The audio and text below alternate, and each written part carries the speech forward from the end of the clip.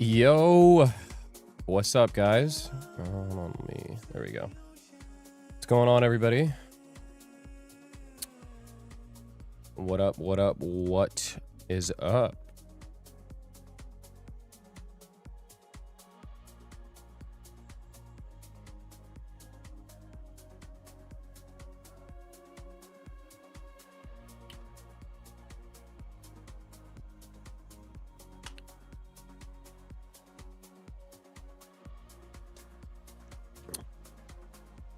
Yo, not gonna lie.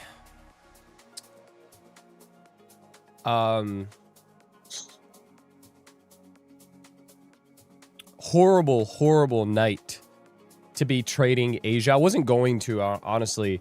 I wasn't gonna hop on and trade Asia live just because tomorrow's FOMC. So typically tonight doesn't really do much. But I don't hate the way this looks right now. I think it's set up nicely for some downside. So I was like, you know what, whatever. We'll hop on, we'll trade. And so, yeah, now we're here. But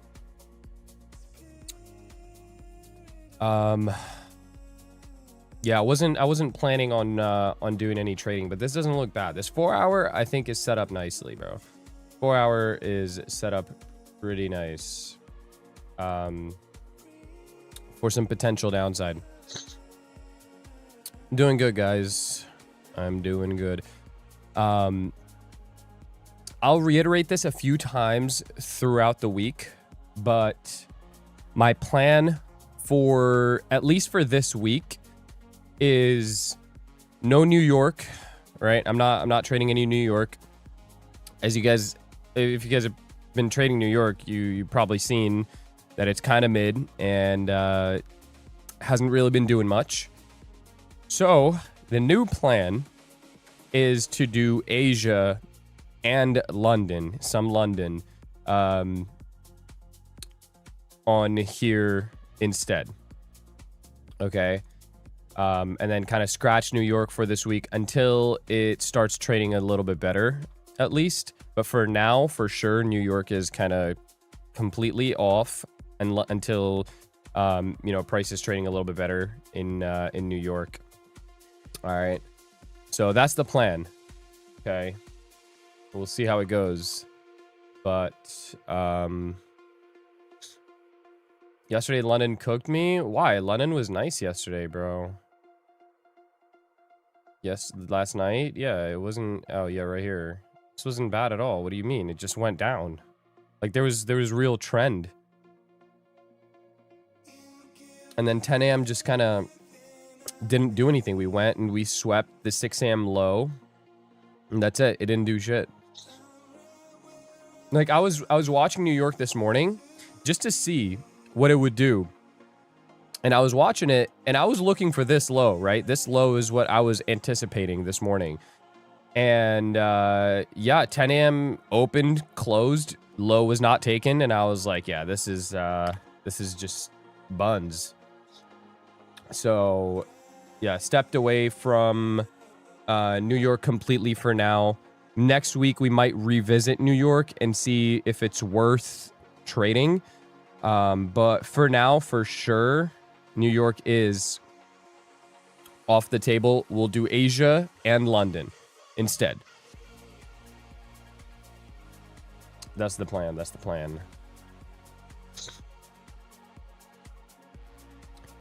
Yeah, I do think this looks good for shorts. That's what I'm watching. It's really the reason that I went live is because this 4 hour is set up like pretty nicely for a move down, right? And I'm trying to trade that.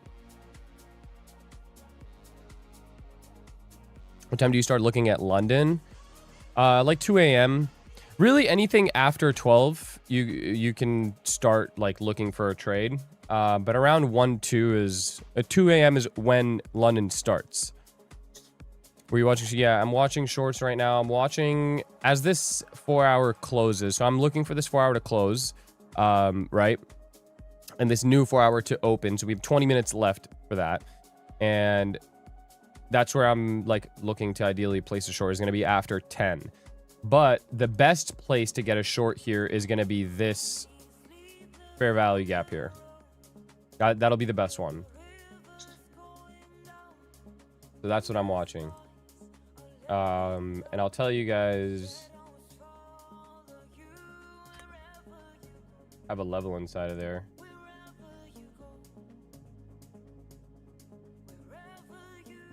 $310.5 is my level. Boom. That's the level that I have.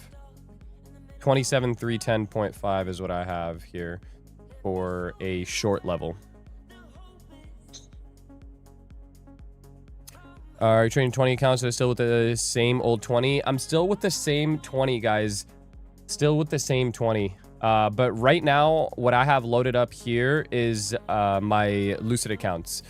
But I am probably going to be trading these Apexes as well. Probably trading these Apexes too. Let's see. Where they at? Where they at? Where they at? Come on. Hold on. I don't know why it's like not loading up.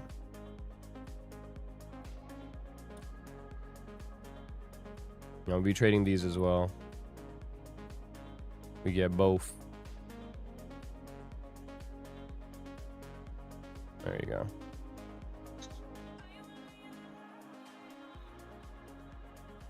Splitting up your copy trading groups. If it's one firm, I trade all accounts on that one firm together. So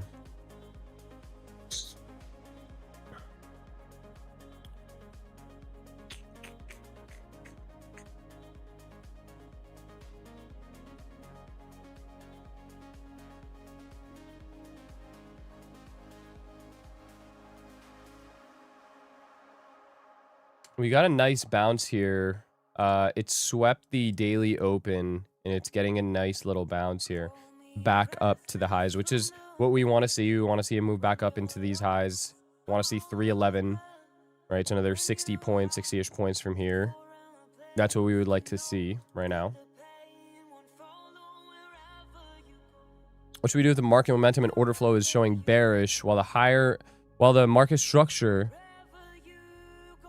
looks bullish in terms of break of structure and higher highs? Will you always follow the higher time frame, right?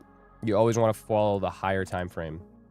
So if on lower time frames it looks super bearish, but then the structure on the higher time frame shows that it's bullish, then obviously you're gonna follow that instead. What's up, community? Like, thanks, bro. What up, Scott? How's it going, brother? What up? What up? I am excited though to see how trading Asia and London goes. I'm excited to do that here with you guys. I think that'll be cool. I think that will be a good time.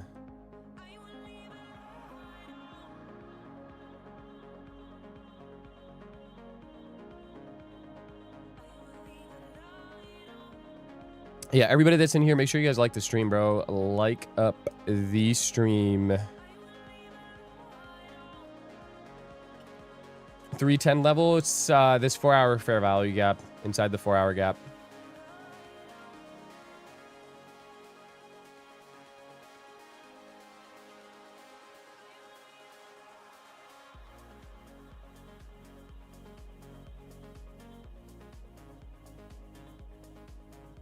We get a new 15-minute here in 4 minutes. One of the last 15 minutes left to get up to the highs here.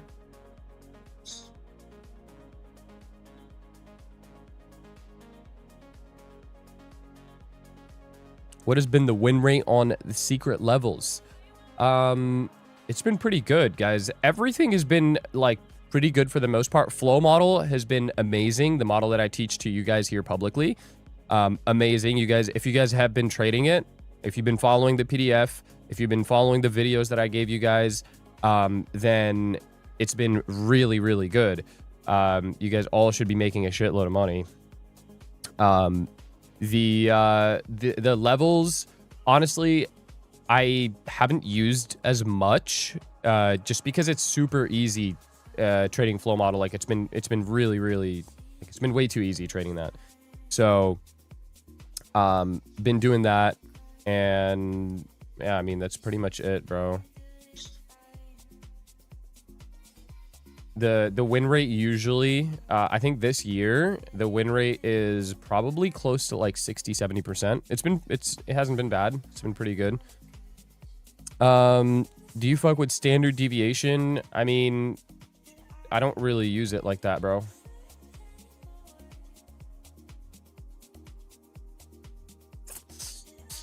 Any updates with those evals? Igor, you didn't get yours yet? How to access the PDF? Exclamation mark PDF. Exclamation mark PDF in the chat here. 310 levels use both 15-minute gaps. I mean, yeah, I guess it's like I guess it's a little weird, but yeah, sure. Yeah, to claim the PDF. Okay. For people who are asking, where do I learn the flow model? Multiple different places to learn the flow model. Number one, I have like 50 YouTube videos on it, right? I have a lot of YouTube videos on it. It's one of my most recent videos, my second most recent video, where I go over the gold model. That's the flow model. Okay. So I have all those YouTube videos. I have several other older videos on it, and you can claim the PDF. It's completely free. And that PDF is like a more of a visual guide for the flow model as well. So you can have that up while you're trading, because you can't really have a video up while you're trading. So you can have the PDF up while you're trading. That's the reason why I got that made. Apex intraday or EOD? EOD. Definitely EOD. The 50Ks, like you guys see on my screen right now, the 50Ks right now, only the 50K EOD is on a special. So you guys can use code key and get a fat discount on the 50K EODs at the moment. Yasi, what's up? What up? What up? I'm good. Thank you for asking. What up, Dylan? PDF were in the description with the videos. It's literally right here. It's in the just exclamation mark PDF. It'll give you the link to claim it. For the PDF, you have, like it says in the message, you have to use code key on one of the firms that's listed above right here, and their same firms are in the description of this live. Okay, and as soon as you do that, you can automatically claim the PDF for free. So it's reserved for the code key users. I purchased 20 accounts last month using code key W, bro. Then that means you actually, if it was last month, then that's different. But if you guys used code key on any of the firms this month, you are automatically entered to win extra accounts. There's 20 total accounts that I'm giving away between Lucid, Tradeify, and Apex. So 20 total accounts that are being given away at the end of this month. So it's the 28th right now. The giveaway will end on the 1st of next month. So on Friday, I will announce actually, it might not be Friday. It'll be Monday then, because I'll announce the winners on stream. So Monday, I will announce the winners on stream for you guys. For everybody that uses code key, automatically entered in a giveaway. Short forming, maybe waiting per, yeah, I think so too. I'm looking for a short up here, closer to 310 is where I would like to get a short.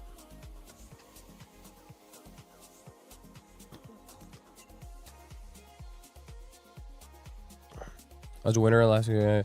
Bro, didn't I, Eagle, did I not give you your accounts on the stream that I did at the warehouse, the last stream? Somebody got, I'm pretty sure it was somebody. Forget who. I thought it was you. Activation for the 50K account.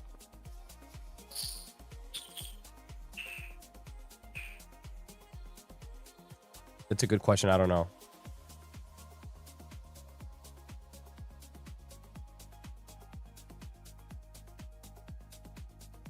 I think the activation is on a special too. was in the stream, but it wasn't me getting the accounts. Yeah, Igor. No, Igor, I'm tracking yours. Because yours are the Lucid evals. So I'm tracking yours, but the other winners, I know most of the winners from last month all got their accounts, but I think apparently there's still a few who haven't. I'm not sure why. How can I check if I use your code? I'm pretty sure I use your code for my VFX, but it doesn't show in my email receipts. Just put the order confirmation in. If you used it, then it'll give you the account. If you didn't use it, then it won't give you the PDF. Joseph. Okay, Joseph. Yeah, I got both you guys. Eagle and Joseph.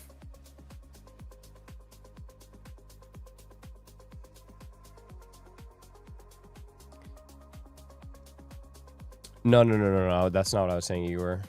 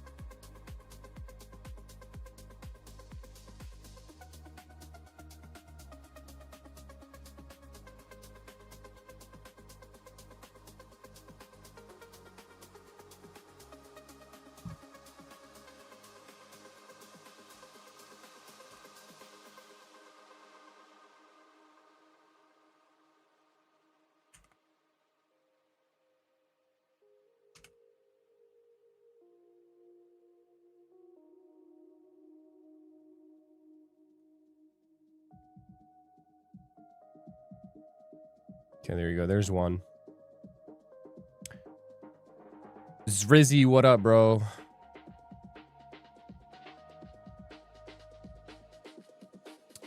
Why don't you trade gold during Asia? It's cleaner. NQ isn't bad, bro.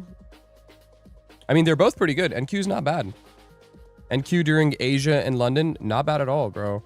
That's why I'm saying I'm gonna be trading Asia and London here instead of trading New York. I'm not gonna be trading New York.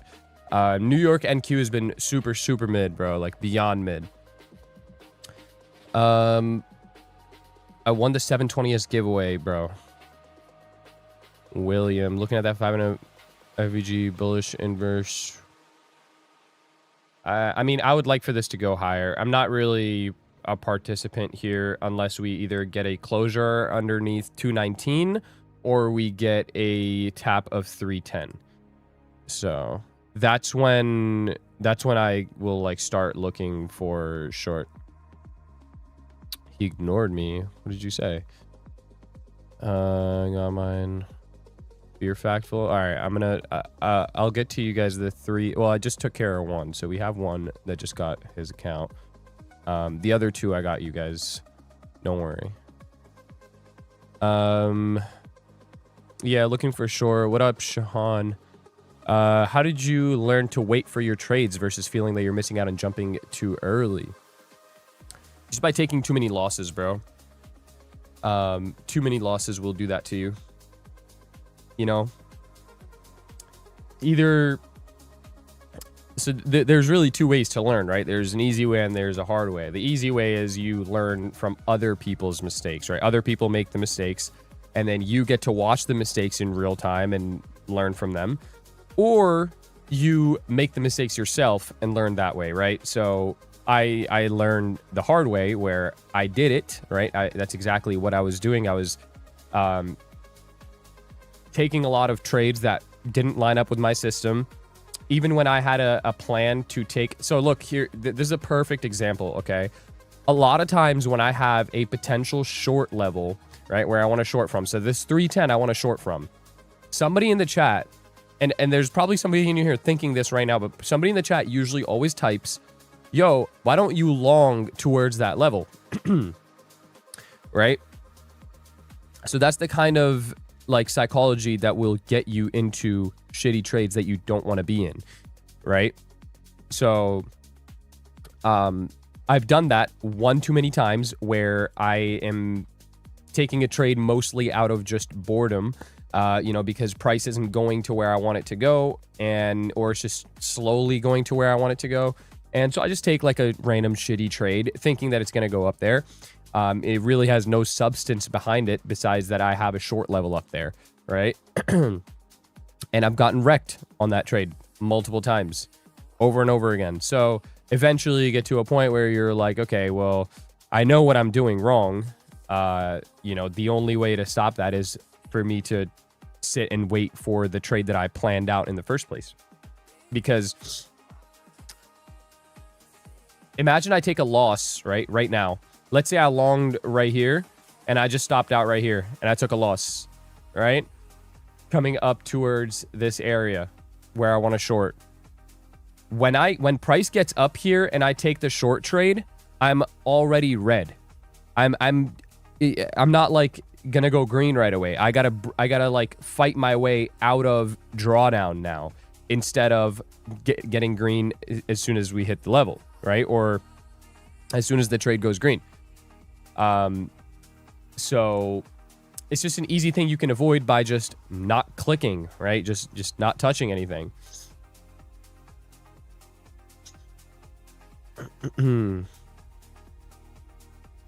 But yeah.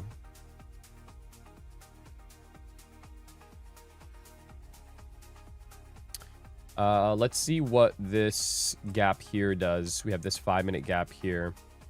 I do want this to go higher, but obviously we got to respect the video arrays we have on the lower time frame here. We did inverse this 15-minute, or we inversed one 15-minute, and then we went and hit the other 15-minute that we have up top.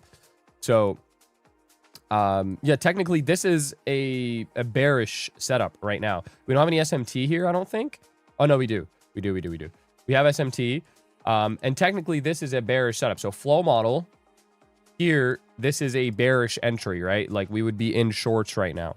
However, I want to get a short out of the gap a little bit higher. So, you know, that's why I'm just waiting. But yeah, technically this is a decent short setup.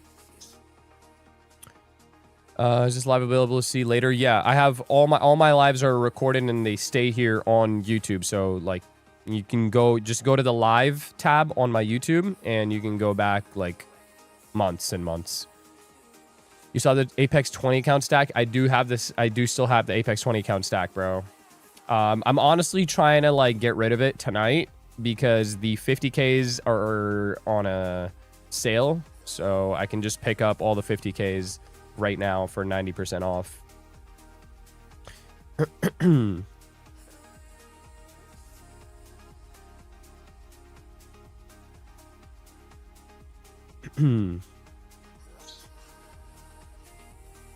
Excited for Mag 7 earnings and FMC tomorrow. Not really. It's probably just going to pump the market, bro. Doing my math homework while watching Key. In long right now. I mean, bro, look, I to be honest, I don't think there is a setup here, right? I don't like anything inside of here. So it's just an observation. Right? Technically, we have a, you know, just I'm not taking into account higher time frame here at all right now, right? But just lower time frame, like 15-minute and under, this is a bearish flow model here. So, but there's just too much going on inside of here. That's the reason why I'm staying away, okay? Because we have, obviously, we have this bearish gap that we just rejected from, right?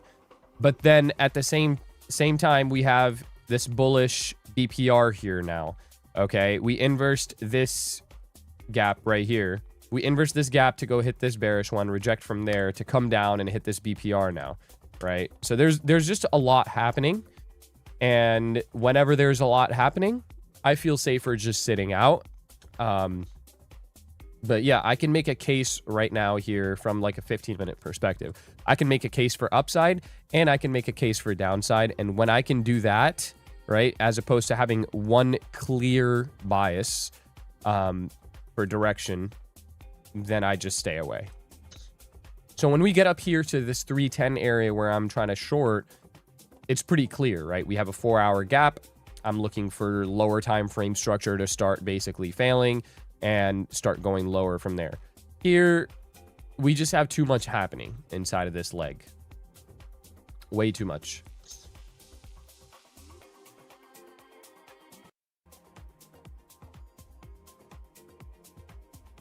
Too much noise rather than clean. Yeah, exactly. Exactly. 4-hour inverse fair value gap. We didn't inverse this fair value gap. I mean, we have 2 minutes left, and it looks like it's not going to inverse this fair value gap. But I would still like to see 310 out of this. I really would. However, if this closes like this in the next 2 minutes, then we can use this 4-hour wick CE as a solid entry point as well. So there's 2 different levels that we can watch then. We just got to wait for this 15 minutes to close. And this 4-hour to close as well. We have a daily bull FVG. What do you think? Yeah, I mean, it doesn't look bad. However, I do think we need to trade lower.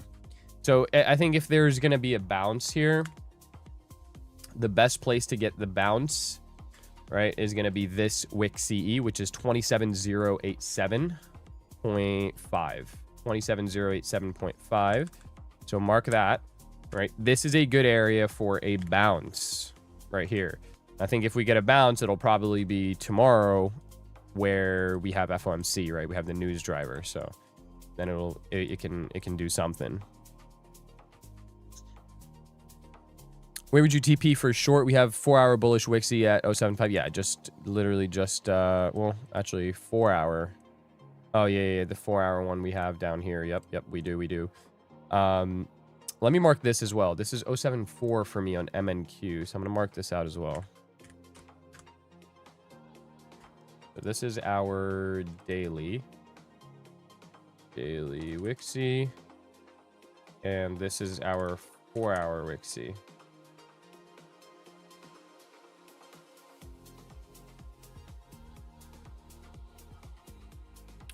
Okay, so we have daily Wixie, 4-hour Wixie down there.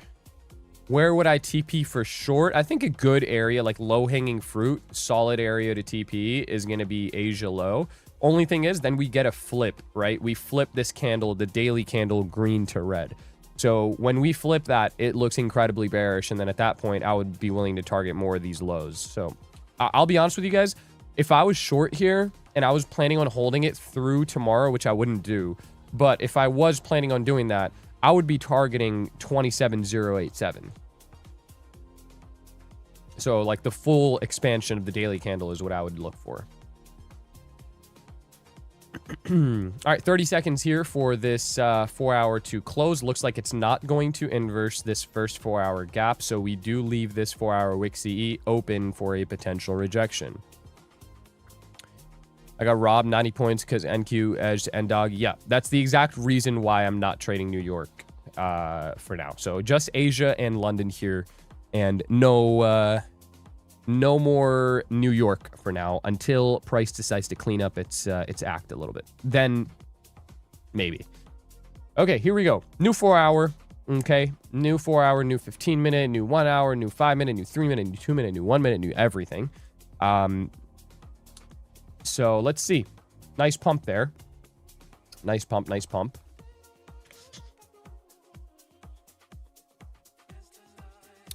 Key, are we doing London tonight? Yeah. So plan is to do London tonight. Let's see how it goes. Tonight is the worst night this week to be trading Asia and London because tomorrow's FOMC. So technically, it's not really a good night to be doing that. But I'll be here and I'll watch. If it gets super slow and it's just not doing anything, then I'll step away. But the intention right now is to be here for London. All right, let's see what this does. Let's see what this has. No lower wick on the 4-hour. So if this can continue up with no lower wick, then it increases my short bias as we get up to 310. So if we can see that no lower wick through this move higher, that's a good look. That's pretty much what we want to see. All right. That's what we want to see. Nice push higher. 4-hour wick CE, by the way, guys. I want to mark this out here. This is 270.5. So 270.5 mark on your guys' charts. 270.5. good area for a potential rejection if there is going to be one inside of this leg without reaching 310. It's going to be here at 270. Okay. So let's watch this and see what this does. We have a 1 hour as well, but I like the 4 hour a little bit more.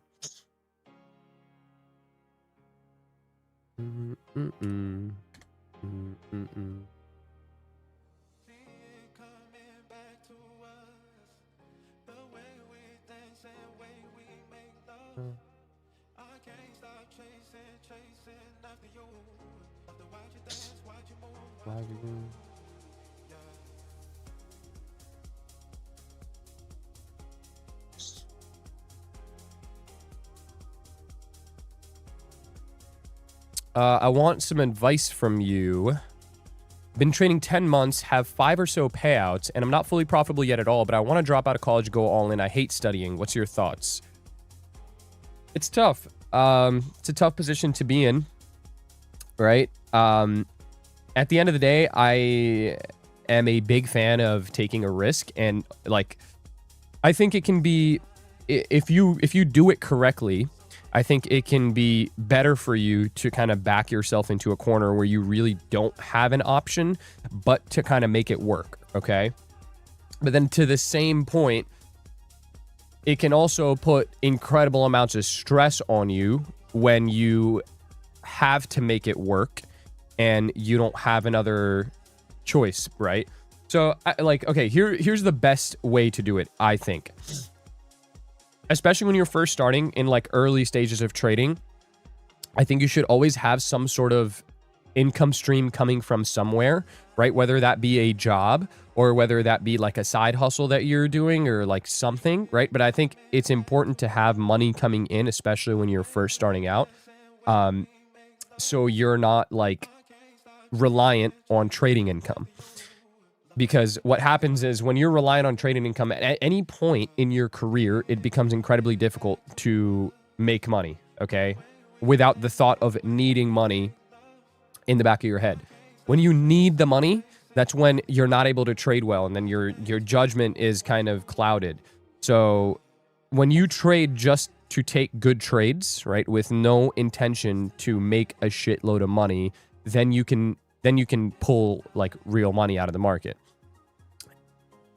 If you already have taken several payouts and you think that you are comfortable, and you know better than me, right? But if you think that you are in a position where you feel comfortable with your trading and you feel like you can consistently get more payouts, then I would personally take a break from college. College is always there. You can go back to college at any point. So I would take a little break, like step away, and then, you know, try out the full-time trading and see how you like it. I think a good place to start would be, let's say you're at, how many payouts did you say you're at? You said you're at 5 payouts, right? Get 2 more payouts, okay? Get 2 more payouts. If you can get 2 more payouts and you still feel comfortable, then take a break from college and see if you can continue doing it, right? And then if you can continue doing it and it's no issue, then, you know, whatever, stay at it, right? But yeah, I wouldn't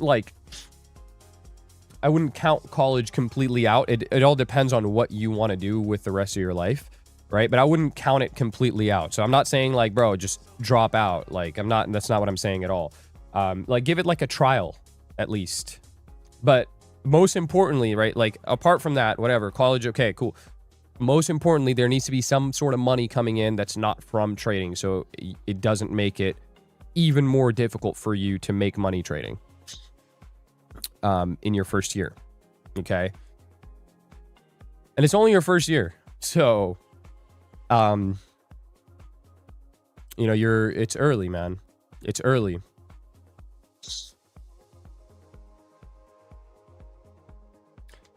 I think like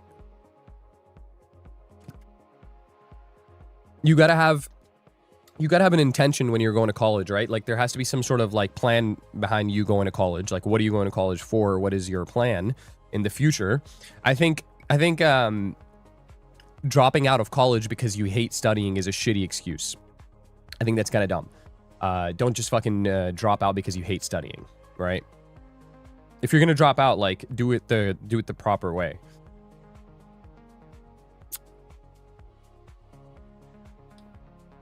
And to make it very clear, I'll compare this to myself a little bit. When I dropped out of college, I was consistently, right? Still consistently at that point in my life, I was making consistent over $10,000 a month for over a year trading, okay? And I had a job. So yeah,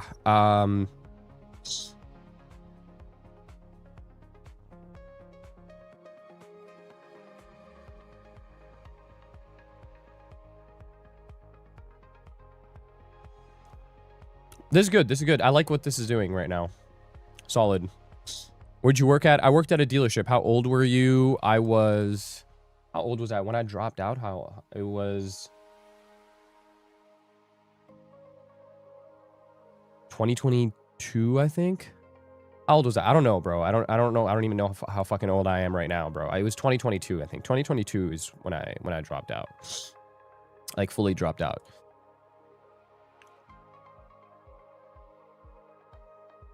What did you do at the dealership? I did a lot. I've like held every position there is to hold at a dealership.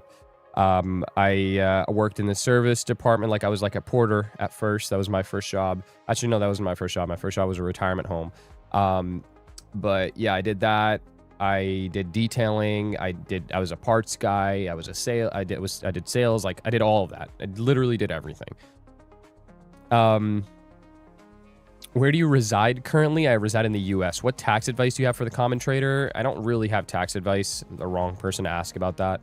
Not a CPA. But one thing that you guys should do, especially when you start consistently making money, is start trading with an LLC.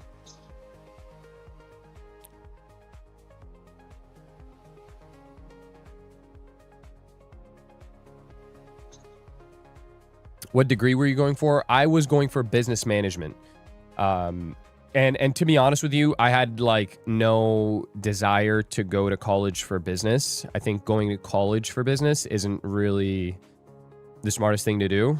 I've achieved more in business by like diving headfirst and figuring it out. I've been fortunate enough where I haven't had a business where it, like, you know, failed right away, or I had to go through multiple variations of different businesses and like all that stuff. So I have things outside of trading that I do that, you know, thank God, I've done pretty well. So, you know, I attribute that mostly to the things that I learned from just online and like connections that I have and just figuring it out, bro. Like, genuinely, I think that you just learn more business doing that. So that's what I was going for. Have you used Blue Guardian for swing trades? No, I haven't. I only use my live account for swing trades.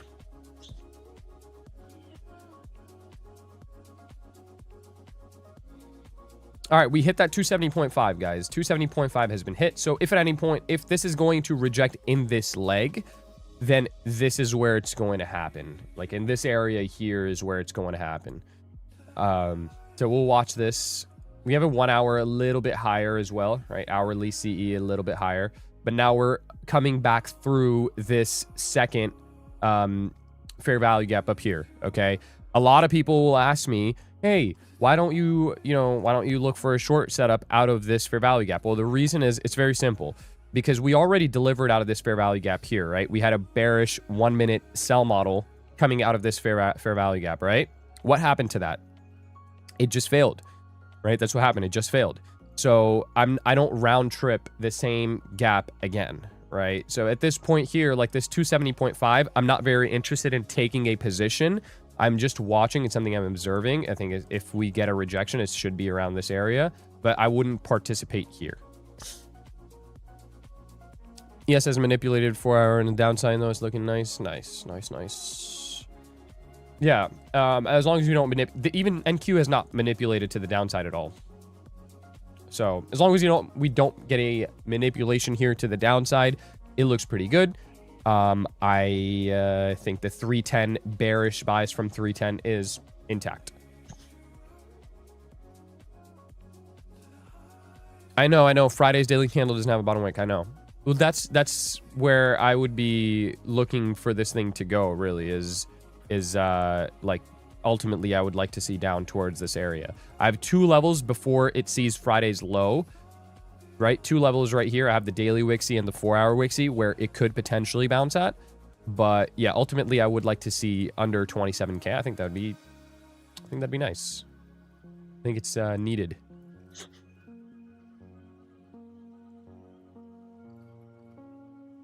Already in a long, when do I bail?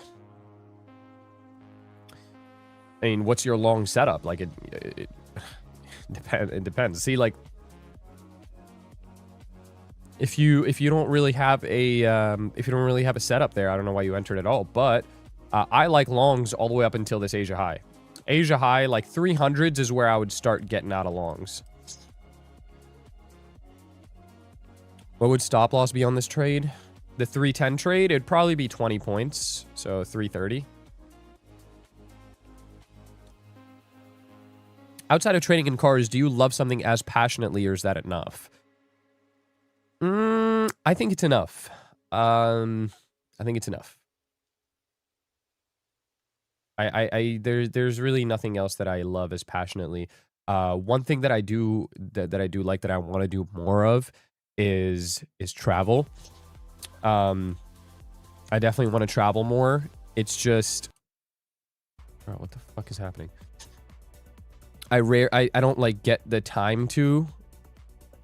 I don't really get the time to travel, and I feel like when I travel, it's like I always got to be concerned about like the time zones and stuff, because I still want to go live. So, you know, always got to be worried about the time zones. Like, got to make sure that things are gonna, you know, line up, because if I go somewhere where 9 p.m., 9:30 p.m. here is 4 p.m. there, then it's kind of an issue, right? Like, that's smack in the middle of the day. That's probably an area that I wouldn't travel to, for now at least.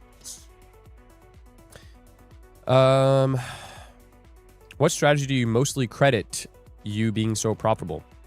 It's really not a strategy, bro. Look, the common misconception is that profitability can be accredited to a strategy. It's not. That's completely false. Profitability is more accredited to your psychology than anything else. I'll say this. I've said this before. I'll say it again. I don't think that strategies are what makes you profitable, right? People think, oh, I used to trade, you know, I used to trade EMAs. Now I trade ICT and I'm profitable now. That's really not the case. The real story, what actually happened, is you learned a lot of things about yourself when you were trading a different strategy, right? You learned a lot of things about how you trade, the way you want to trade, the kind of trader that you are. And then when you make the switch over to ICT, maybe something there worked better for you, right? Some people are more discretionary traders, and some people want a mechanical model, right? What is the meaning of that? Mechanical model is when you have a step-by-step model, right? Like a checklist, an entry checklist. And some people just want things to be very simple, where they just cross things off the checklist. If everything's checked off, boom, they're in a trade, right? Some people are more discretionary, where they want to lay eyes on the charts. They want to like go through all the time frames. They want to see, you know, like they want to be it's all about like their own judgment, right? Some people would prefer that. So these are things that you learn about yourself as you continue trading. And the misconception is it gets attributed to a strategy, when that's not really the case. It's just about yourself. Thoughts on crypto as an investment? I don't touch crypto, bro. To be honest with you, I don't. How is Asia so liquid? Aren't all the banks and hedge funds in the US closed at this time? Not really how it works. Was your car in Valvetronic IG? Yeah, it was. How's the exhaust? It's fire, bro. I love it. Come to Bali. You can trade all sessions. What time is New York open in Bali? weekly live schedule. For this week, I'm going to be live Asia and London here. So 9:30 p.m. I'll be live every single night here. No New York this week because New York is trading like shit. So only Asia and London here with you guys, and then no New York. Screw us, go have fun where you want. We'll be here when you get back. Nah, bro. I think, dude, I'll travel later on. Like, it's not that big of a deal, bro. I'm pretty fulfilled, you know, with my life currently. I'm not like, I don't have like the itch to travel that bad. Come back to the Discord, bro. YouTube questions are not it. Nah, tonight it's been pretty good. Tonight it's been good. I think the questions tonight have been pretty good. Australia is pretty easy to trade all sessions. Really? I only know one person from Australia. It's my boy Trading Pool. He's the only one that I know from Australia. I don't know any other trader from Australia. Oh, wait, no. Isn't... Julian Petroulis is Australian, I think, too. Actually. What time will you be live for London? I'm going to be here. I'm not hopping off live. I'm just staying on.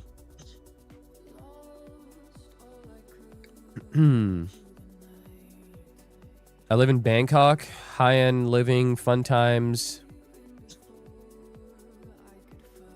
Sometimes I wonder, bro, what it would be like to... I think at some point in my life, I would want to experience that, where I'm living in like a country like that where I would never expect to live in. I don't think I would like that, bro. I'll be honest. I don't think I would enjoy Bangkok. I haven't been though, but I don't think I would. But I haven't been.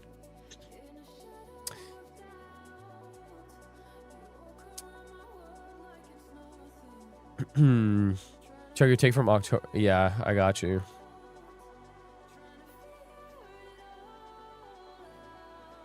What do you mean, bruv? You know me, bro? I don't know where you guys are from, though. I don't know where you fools are from. Yo, make sure everybody is liking the stream. Everybody in here right now, if you have not liked the stream, I don't know what you're doing with your life. Make sure you guys hit the like button. Thank you very much. Hit the like button. I will be here until London, showing you guys, giving you guys some sauce and trading. All right. So lock in, like the stream. Thank you very much. Appreciate it. Love you guys.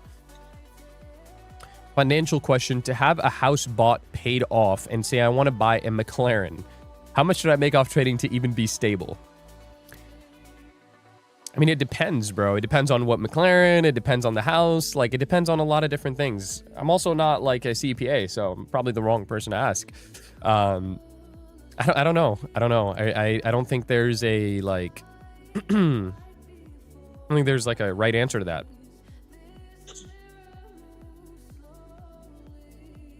Charlie. Oh, Charlie.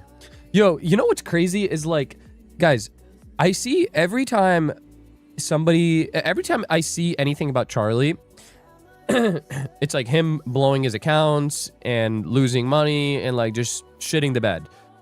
And then I follow Charlie's Instagram and I go on this guy's Instagram, and this guy's in like fucking like France. Like he's with his girl in Paris. Like, where are you getting the money?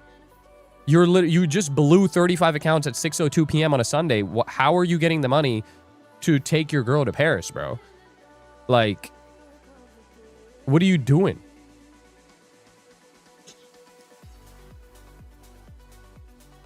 He's an influencer, bro. I'm a pocket watcher, bro. Like, it's not adding up. It really isn't adding up, bro. Something's up with this guy, bro. I know you're Jewish, Charlie, but like, something's not right, bro. And I'm gonna get to the bottom of what you're doing, because I don't know, like,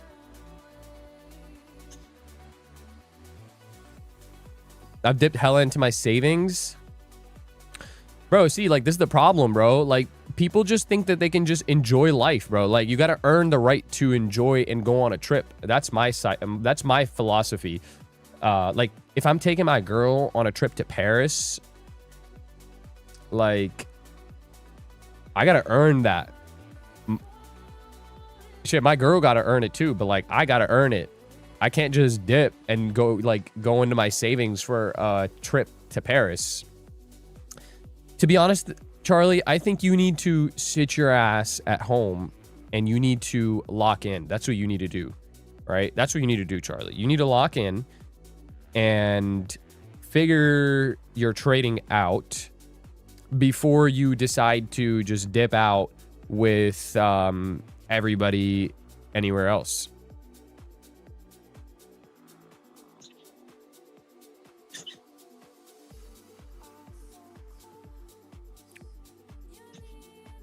Literally just stop overtrading. Bro, I don't even watch...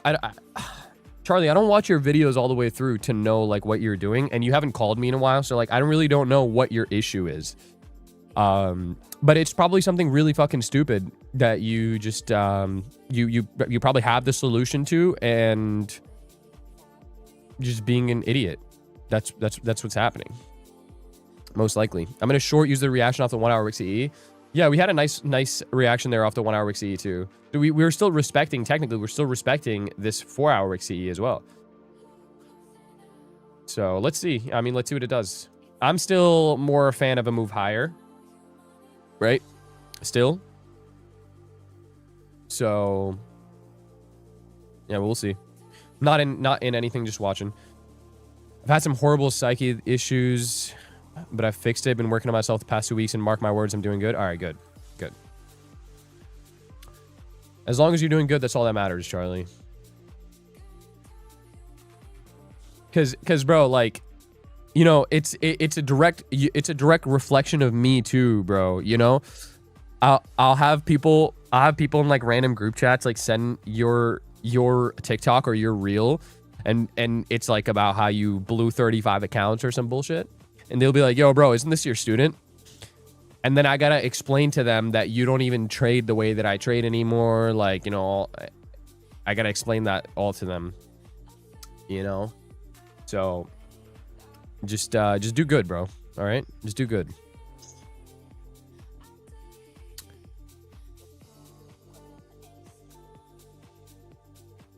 Bro hates Charlie. No, I don't hate Charlie, bro. Charlie knows I don't hate Charlie.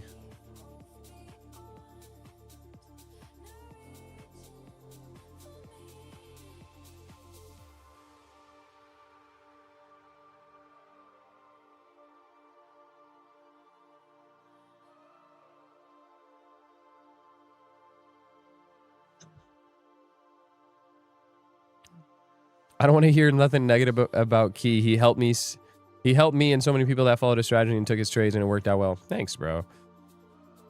I love that, Igor. Every single thing I mess up on is psychology related, nothing to do with market, me, and yeah, exactly. That's what it is for most people, though, you know? That's what it is for most people. And look, I have more respect for Charlie than most traders in the space, because he's one of the only people who shows you guys the dark side of trading, which most people don't show you, right? Like, you guys are so used to seeing influencers, like trading influencers, just shoving profits down your throat. And I think it's probably very relieving to watch somebody like Charlie, who is an influencer, I guess, and has like a Discord and whatever, still lose money, right? And still have issues with trading. So it goes to show that, you know, it's not all sunshine and rainbows. And that's the goal with me here too, right? Like, I take losses here in front of you guys on stream all the fucking time, right? So I think it's nice to have somebody like Charlie in the industry who's not a bullshitter, who, you know, can take losses and then talk about it too. Because the reality is that most people are in a situation like Charlie where they're losing money, or their psychology is bad, or whatever the case may be, and they're just not talking about it, right? Because they have a Discord to sell, so they won't talk about it. Because how are you going to sell a Discord if you're on a losing streak? You're not. So, you know, that's why it's, you know,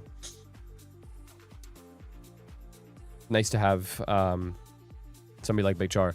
He got me my first payout in only 4 months of trading. W will bleach. WWW. No, you got yourself that payout.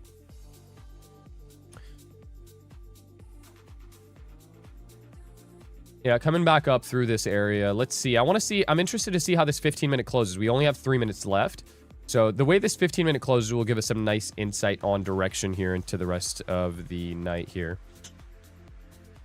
I've also only been trading since August 2024. Like, I'm still new. Yeah, 100%. And you know what, Charlie? I think, like, from when you consistently started trading, I think you just started doing well very quickly, and you didn't go through the struggles of your psychology being fucked up and, like, all this other shit. I think you just started doing well, like, right away. And eventually, at some point, you were going to have to learn these lessons, right? So it's whether you learn these lessons early on or whether you learn them later on, right? But that's just kind of how it goes. Drop Charlie's socials. They're right there. He's talking in the chats. Big Char Trades.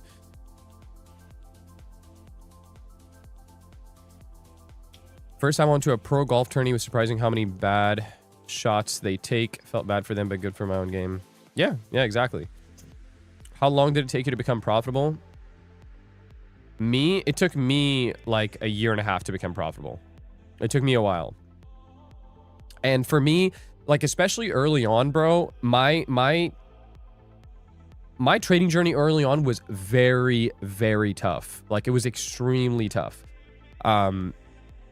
Like, dude, I had such a fucking hard time when I first started off, because it's not just about being unprofitable.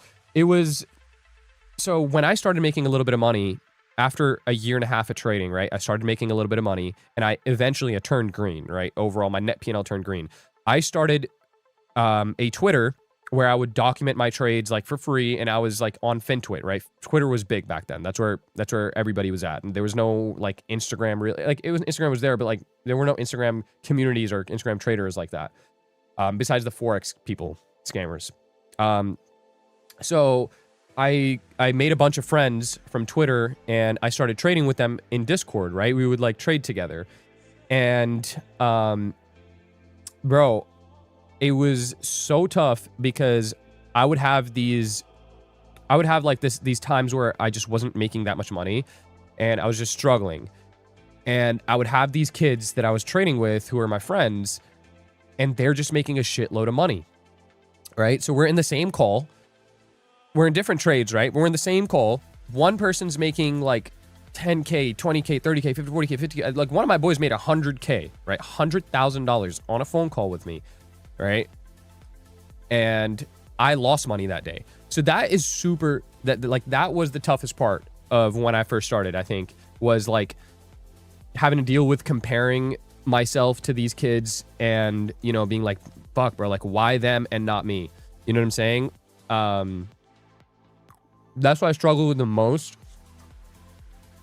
And I had to learn the hard way that, you know, everybody's got their own journey, you know? Everybody's got their own journey. Like, I even went as far as to, like, bro, at that point, nobody knows about this, by the way. First time telling this story, but at that point in time, my one friend, who I will not name, I couldn't, like, it was such an ego killer for me to ask him how he was trading and what he was doing, or like to let me in his Discord. Such an ego killer. So what I did was I created a fake Discord account, and I bought this kid's fucking Discord. I paid for my own friend's Discord. And I followed his trade signals, and I would still lose, bro. It was funny because, like, he's doing so well, and then the second I start taking his trade signals, every fucking trade is a loss. But yeah, man, eventually I just figured out that, you know, that's just the journey that I was meant to be on. I was meant to learn things the hard way, and I did, right? And you want to know what's funny? That kid is not a trader anymore. He doesn't trade anymore. He quit, like, a long time ago. He quit. And guess who's still here?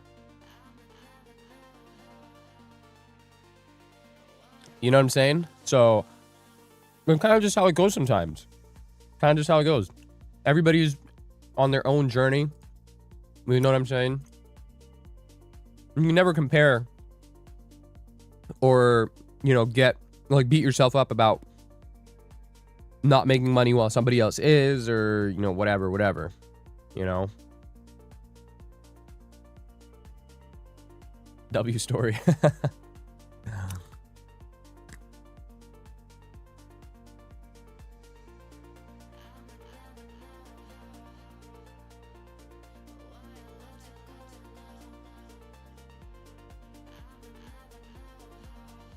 Currently rejecting this 270, guys, and hourly. So we're rejecting the hourly rejection block here and the 4-hour currently. So let's see. Both solid areas for rejection.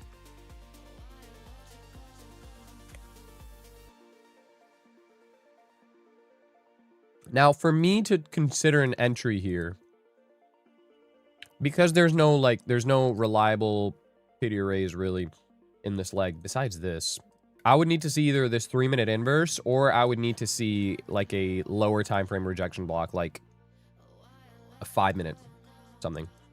That's how I would consider this bearish entry. But still, at this point, I still want to see 310. Still do. So that's where I'm at. How did you train and have a full-time job? Like, how did you manage it? It was very easy. I was fortunate enough to have a job where it was easy to manage trading and working. So I was a salesman when I like really started like making money trading. I was a car salesman, and this is back in the penny stocks days, right? And if anybody here knows about the penny stocks days on FinTwit, and anybody knows about the stock CEI, I gave my manager at work at the time the stock CEI, and he made a good amount of money on it. So he would let me, essentially, like 9 a.m., 9:30 a.m., we had a sales meeting. And he would let me sit out of that sales meeting. Not GameStop. This is before GameStop. Right? Was it before? Was CEI before or after? I think it was before. I don't remember. But, yeah, that's like crazy throwback. But anyways, I gave him that. He made money. He would let me sit out of that sales meeting. And while they were all in that sales meeting for 30 minutes, I would get to trade the open. And at that time, I was trading options. So 9:30 was the only time that 9:30 to 10 a.m. was like my bread and butter. That's what I wanted to trade. I would be done before like 10:30 a.m. trading, and I wouldn't have to worry about it at all. And I would continue on my job for the rest of the day. Also, as a salesperson, like you have like a lot of days are pretty, like you're not doing shit. A lot of downtime. So I was able to, you know, still put in my hours on the charts. A little more about the hourly rejection block? Yeah, bro, of course. So you would take this wick right here, right? This wick. And the midpoint of this wick is where you would get your entry. So this wick right here is the rejection block, right? This is a rejection block, right? And then the midpoint of the rejection block is where you are looking to take a trade, right? So 278 would be the level where you would ideally start to look for a trade of some sort. By the way, we might actually get this inverse here. It kind of sucks. I really did want to see 310, but I did have this 270 marked out for a reason, and I think it doesn't look bad here as well. Key, do you think I should be embarrassed about how long it's taken me to become consistently profitable, or do you think it's necessary for my success? Bro, I don't think anybody should ever be embarrassed of their journey and how long it takes them, right? The fact is that most people in the industry that are, number one, the only people that'll make fun of you for that are either A, unprofitable themselves. Actually, no, there's no B. They're just unprofitable themselves. Okay. All right. That's it. But everybody's got their own way to like figure this shit out. There's some guys. How many of you guys know Jade Cap, Kyle? A lot of people know Jade Cap, right? You guys know how long it took him to be profitable? He's publicly said this. 10 years. 10 years, brother. You know how long fucking 10 years is? So if somebody that is now one of the people that initially had a record for a payout, right? Like a massive record. 6-figure payout, consistent trader, makes a shitload of money. It took him 10 years to be profitable. Then what's a year? In the grand scheme of things, it's not. It's really not much. I'm telling you guys this because it's not. I'm not saying this to like shit on the guy or anything, right? I respect Kyle, and it's not for you guys to like shit on him either. I'm just telling you that the journey is different for everybody else. For everybody, the journey is different. So some people are going to be profitable right off the bat, and then they're going to lose later on. Some people are going to lose early on, and then it'll take them a while to be profitable, right? That's just kind of how it goes. But eventually, like the clear fact is that as long as you stick to it, you will be able to make it work. You just have to stick to it. It's just most people don't have the drive or the motivation to stick to it. That's it. Is it necessary to invest in a mentorship? No, absolutely not. I don't think it's necessary at all. Do I think that the right mentorship can help propel your career by a lot? Yeah, absolutely. Do I think the right mentorship can lessen your learning curve? Yeah, 100%. But it's just, you got to find the right mentor. You got to find the right mentorship. A lot of them are fucking pricey as shit. Like, bro, people are charging like $3,000, $4,000, $5,000, $6,000, $7,000 for $10,000 from mentorships. Most people don't have that. Just feel like it used to be fun documenting my journey, but it's not fun anymore. Okay, but the reason why you're saying that is because you're losing. When you were first documenting your journey, it was fun because you're just like this new trader and you started making a bunch of money like off the bat, right? You started doing really well. Now you're losing. It's never fun to you're always going to be unmotivated when you're on a losing streak. It's not just you. I'm the same way. Bro, when I'm on a losing streak, I don't even want to get on stream. November and December of last year, I barely streamed, right? I barely streamed. The reason why is because I was on a losing streak, right? I was on a losing streak November, December. I didn't want to stream. Like, I didn't feel motivated. I didn't feel like I should, like, I didn't feel like doing any of that because my trading was not where I wanted it to be. So, well, haven't you been streaming? I literally have, bro. What is you talking about, my heart? You taking anything tonight? No. I'm just watching. We do have this inverse here, though. So, worth watching right here. I'm on my Lucids here. I might try this out. Fuck it. Let's see.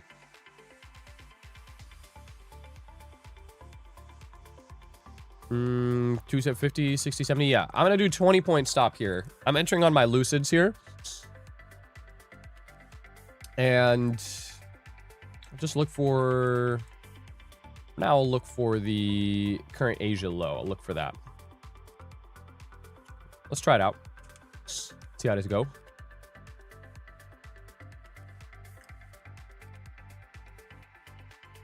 Here we are.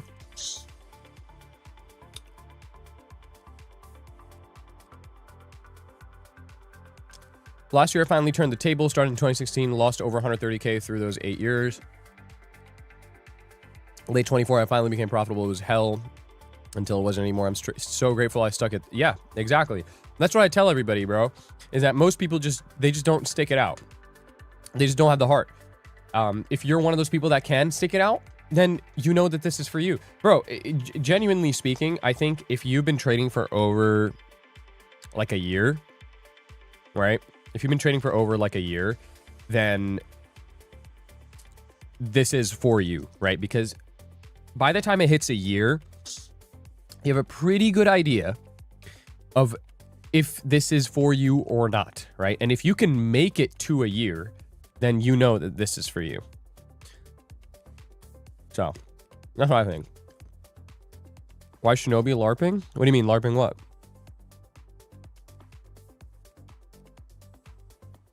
Can't trade because I accidentally locked out of my accounts on copier. Maybe it's for the best. Maybe maybe it's like saving you. LARPing everything? What do you mean? What is he LARPing? I don't watch, like, I don't look at what Shinobi posts or his content or anything. I skip right through it, but what is he LARPing? What's he doing?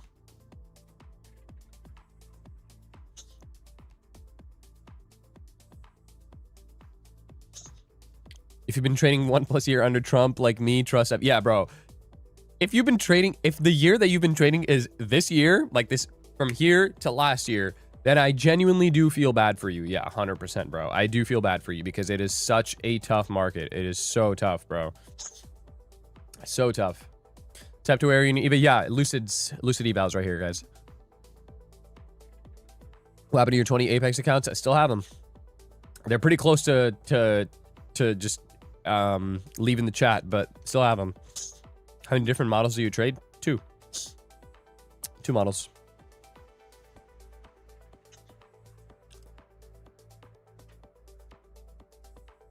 I love trading, never been so passionate about anything else. Yeah, bro, and I felt the same exact way. And that's why I'm still here 7 years later, right? So if that's the way you feel, if that's the way you feel about trading, then yeah, 100%, bro. Like there really isn't many things that can get in the way of that. And, you know,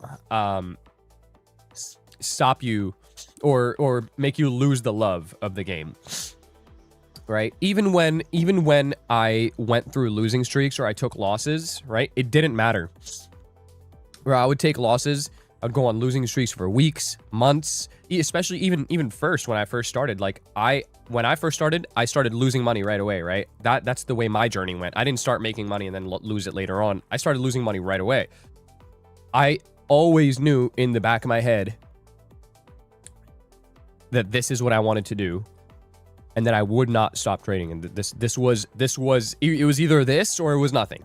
That was my mindset, right? And if that's the kind of mindset that you can operate on and keep that mindset through losing streaks or whatever, then it'll work out eventually, bro.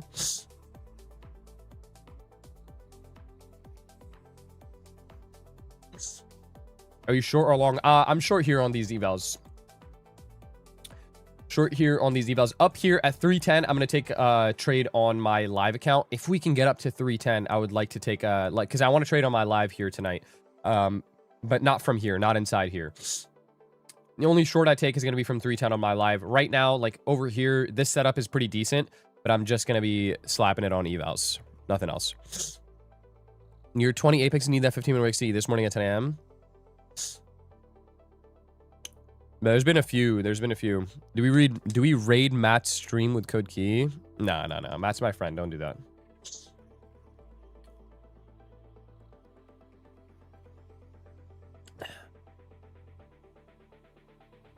I started in January. I'm down like 1K in total. My strat is good. It's my psychology that needs work. Going on tilt is so easy. Yeah, it's usually your psychology that needs work. Yeah, 100%. But 1K isn't bad, bro. 1K is like not bad at all. It's really good.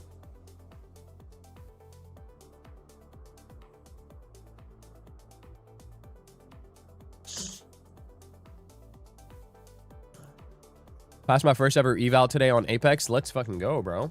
Hell yeah. W.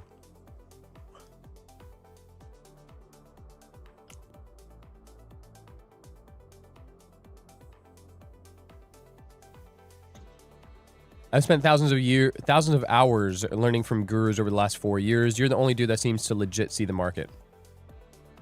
I appreciate that, bro. Thank you. Thank you. See, this is the thing, man. I think that being able to trade live, right? And do it publicly is one of the ways that I can use to tell if somebody's a real trader or not, right? Like if your mentor, right, or whoever it is, has never traded live in front of you to where you can see his like thoughts in the market, then I would question it for sure, right? I think trading live is one of the few things that can prove legitimacy. So just if they trade live and just watch how they read the market. Like that should be a good tell to see if they're legit or not, is their read on the market. Not if they're right or wrong, right? Just the read on the market, what their process is, tells you a lot.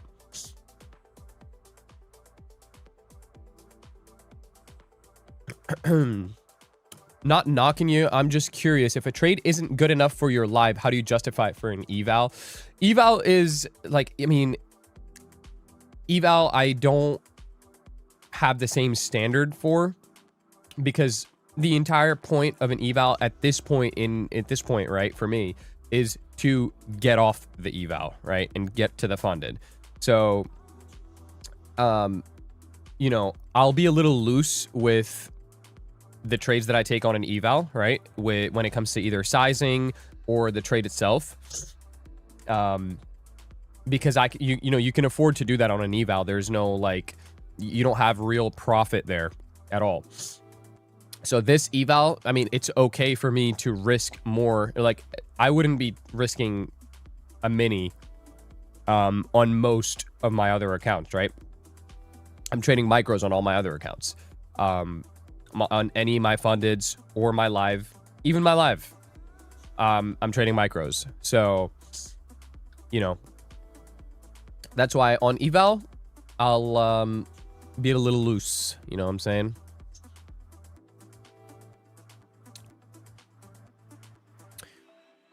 What time frame I'm on? Yeah, guys, I'm chilling on the 3-minute right now. You can see it on the bottom right hand side. You can see the time frame I'm on.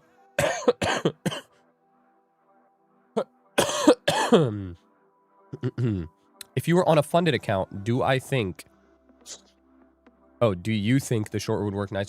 Bro, I'm not trading this on a funded account. I told you guys, the only trade that I'm taking on a funded or live is going to be here at 310.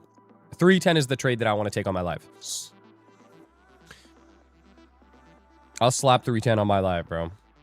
Not an issue at all.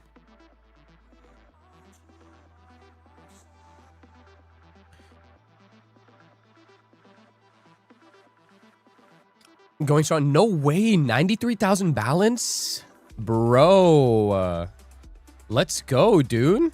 Hell yeah. Love that. That's so sick.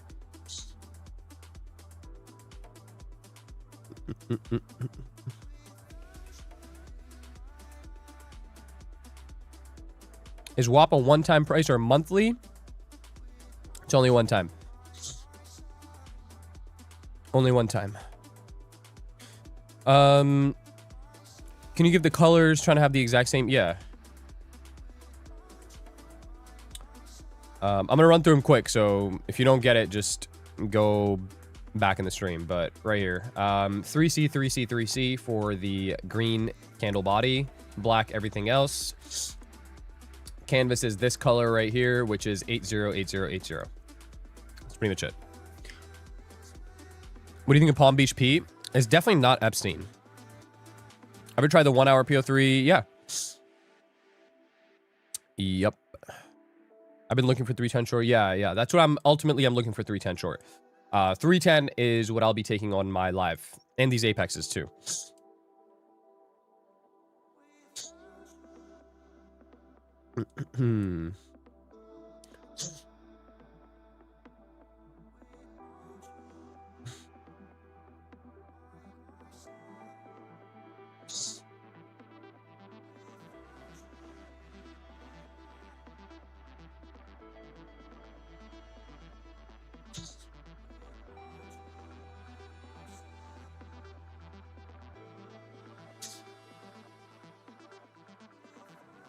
How do you keep your stops as small as possible with ICT without getting stopped too early. It just depends on like the model you're trading, how you're trading. Have you watched the Michael Jackson movie? No, I haven't. I was at the barber shop earlier today. They were talking about it, but no, I haven't watched it.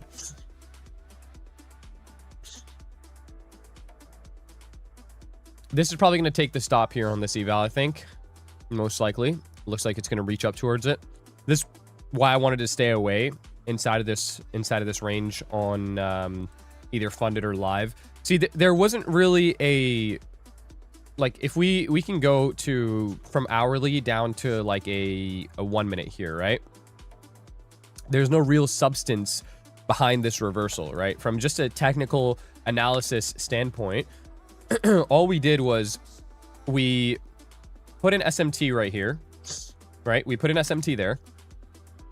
We rejected a 4 hour and a 1 hour wick CE, so the rejection blocks.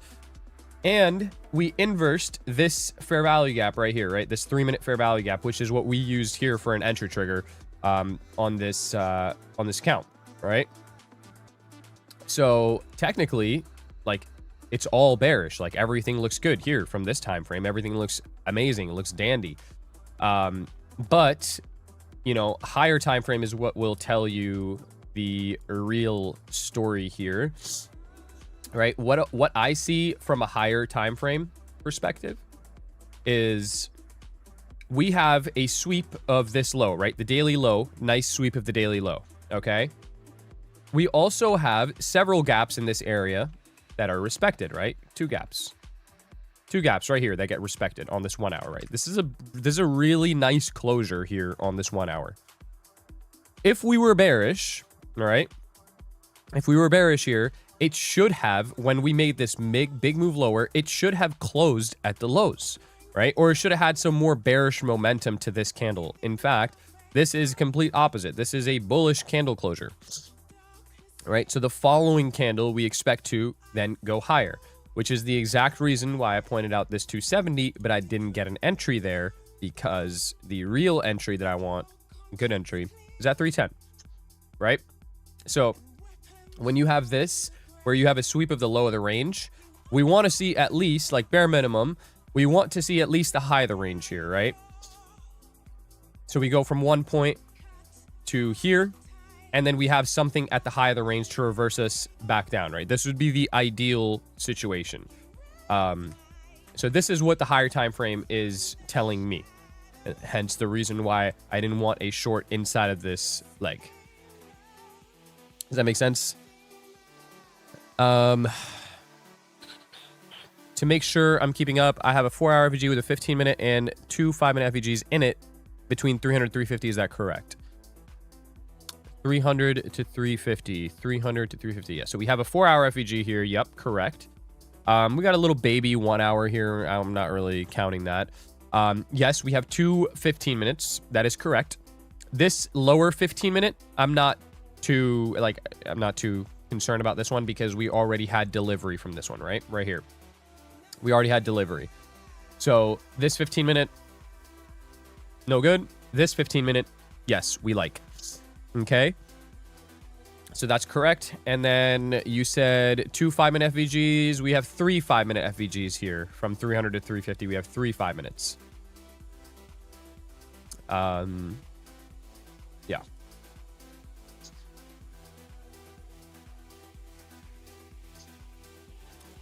Is a 4 hour Wixie still valid? I wouldn't round trip it, bro. We already hit it once. So personally, my rules, I don't round trip the same trade again, right? So if if this already hit 270 and tried getting some bearish delivery and was unsuccessful, I would never ever in a million years round trip the same trade short again. So at this point here, I would not be short. I'm not short. I would be looking more for this 5-minute BPR here to push us higher. Matter of fact, that's what I'm looking for now. I think this 5-minute BPR goes boom like that. Because look, price had a clear opportunity to have bearish delivery here, right? Yes, we had a clear opportunity to have bearish delivery.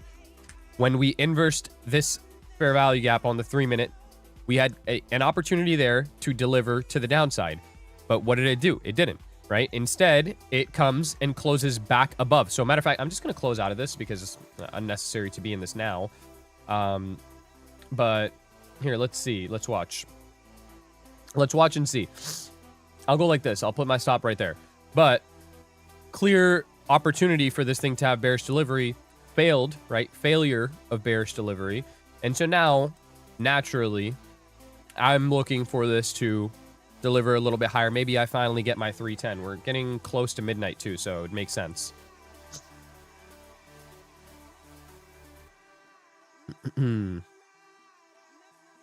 We just took it for what if you thought it was going to go up anyway? Who's we? Who's we, bro? I mean, I took this on my eval and I made it pretty clear when I entered it.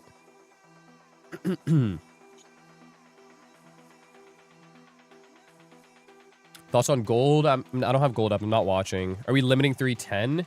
I'm not limiting 310. So there you go. Took the stop there. Nice push up here. And this is pretty much exactly what we're looking for. Into 310. Do you use premium, discount, and equilibrium? I do. Just not as often, especially if we have like strong trend.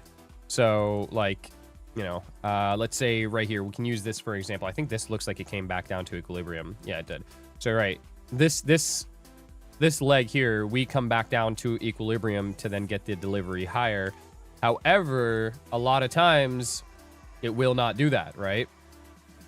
If you have like strong momentum to one side or another, it will not do that. So I can go down to a 1 minute here and we can look at this, right? We can look at this leg.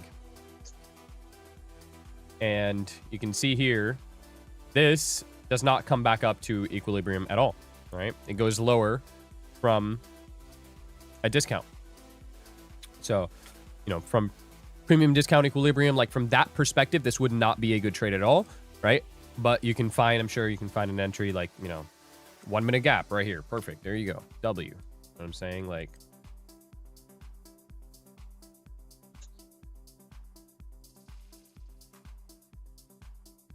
did you end up taking something? Yeah, I took a short here on my eval. I closed out of it now, but I took it on my eval. Haven't taken anything on funded or live. Only looking for 310 for that. If we can get 310, I'll do that. If you don't get 310, there's very minimal chance of an entry for me. All right, very minimal chance. Still kind of like trying to respect this 270 here. So 276. We can watch this 276 here as well. This should be interesting. 15-minute week CE after the rejection from the 4-hour week CE and the 1-hour week CE. This would be interesting. 276 to watch.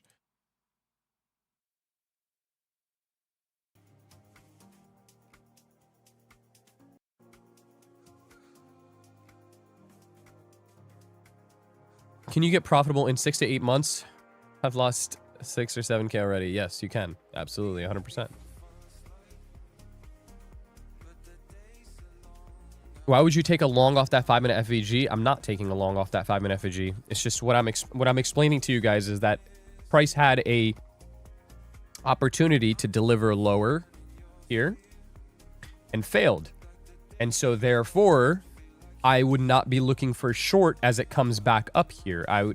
If I was to go look for anything, it would be a long right here at this 5-minute BPR. That's what I'd be looking for, right? Because if we have a failure or a bearish delivery, then it's only inevitable that we get bullish delivery, right? Like, look at this. What are we seeing here? Just look at these. Just look at these few highs and lows right here, right? We have a high, right? A low, a higher high, and a higher low that was just created, which I anticipated to go create a lower low, but it did not, right? So a higher low is created. So now following this, what should we see? We should see a higher high now.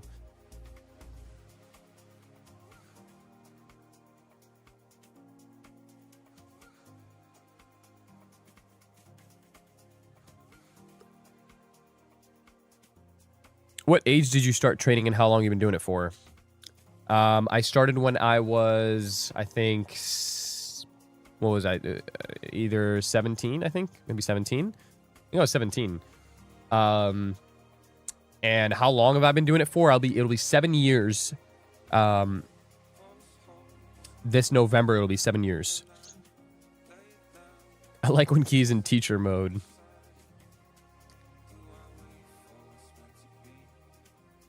So what was the point? Okay, so I don't think you're getting it, bro. Like, you might have to go back in the stream. I just explained it.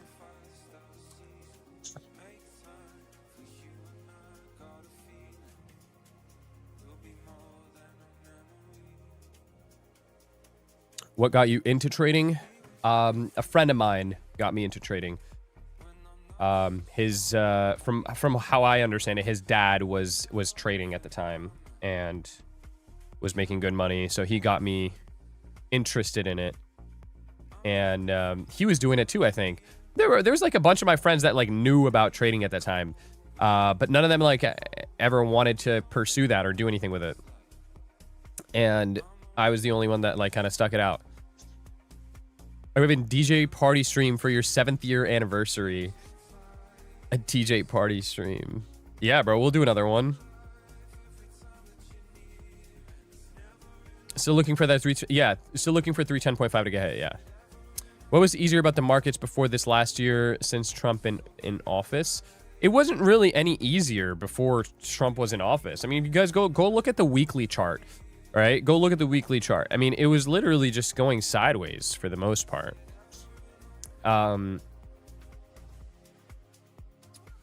think the last time we had like a real like good market was COVID. I would say COVID. End of COVID is when we had like a really good market, where it was just so fucking easy to make money. It was so easy.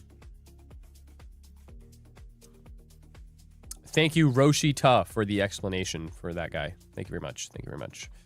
What are the indicators you use? I have right here, I see HTF candles by Fadi. I have my market profile by Joshu. And then I have SMT divergences V2 by out of options. Those are the three that I have up on my chart that you guys see currently. All right, so we did hit this 15-minute wick CE, right? This is what I was pointing out earlier. We did hit it, right? So again, if there's an anticipation of a new low being made, right, a lower low being made here, this is where it should do it from, right? Because if we make a new high here, surely they should just go up to 310, right? That would be my anticipation.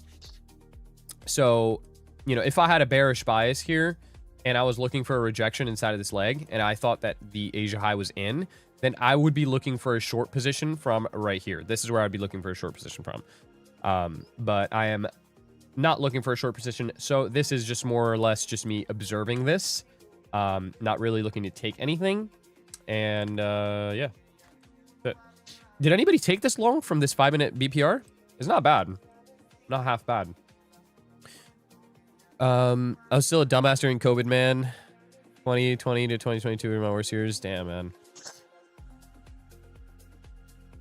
What is the 310 level that you're looking at the short from? What makes you pick that level? Unfortunately, I don't teach how I pick that level from like here. I teach other stuff here. Not that.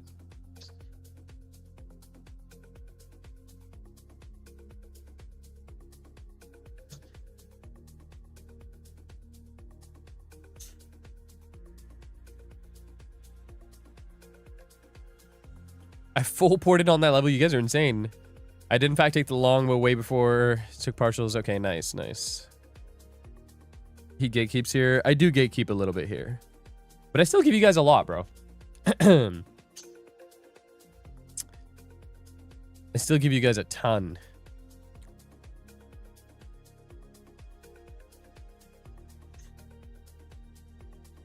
Only 5 micros. Nice, nice.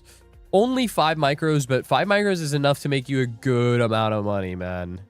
Like, real good amount of money you can make on 5 micros.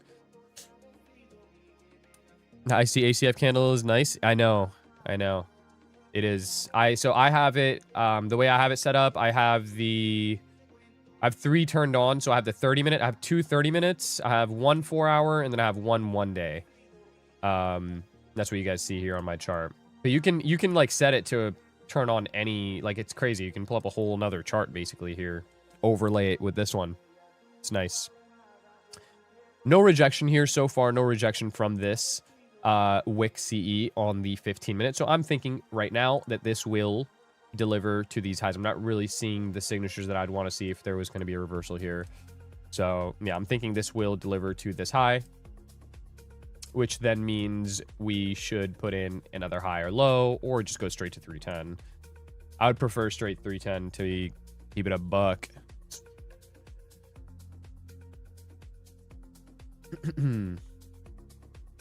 There it is. Beautiful, beautiful, beautiful, bro. Very nice. Asia high next. Asia high is this is essentially the low-hanging fruit target, right? For longs. This would be low-hanging fruit. Actually, no, this was low-hanging fruit. We just hit low-hanging fruit. Asia high is a nice TP to start scaling some longs. By like 300s, I'd probably be fully out of longs. Or you just trail your stop loss higher and higher and higher, pretty much. That's the, in my experience, the best way to scale when you don't have like clear direction is to just trail your stop as you're going and just let it trail you out. That's the best thing to do. Just aggressively trail.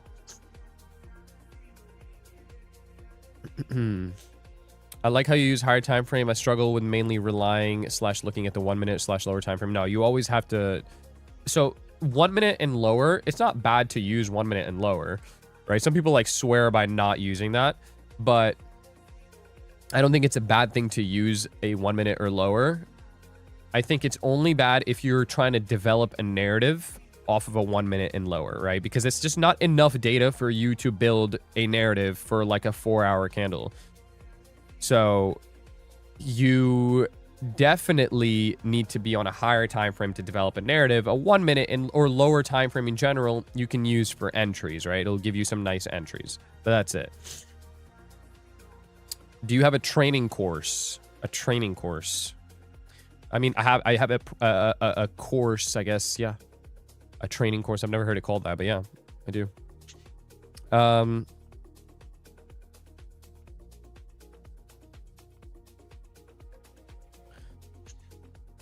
My stop is 350. Gonna trail it up. Your stop is 350. We're at 285. What do you mean your stop is 350?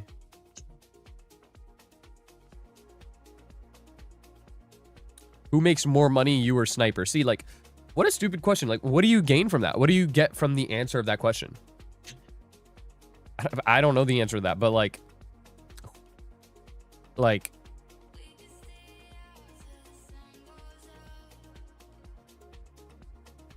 TP? Okay. Nice.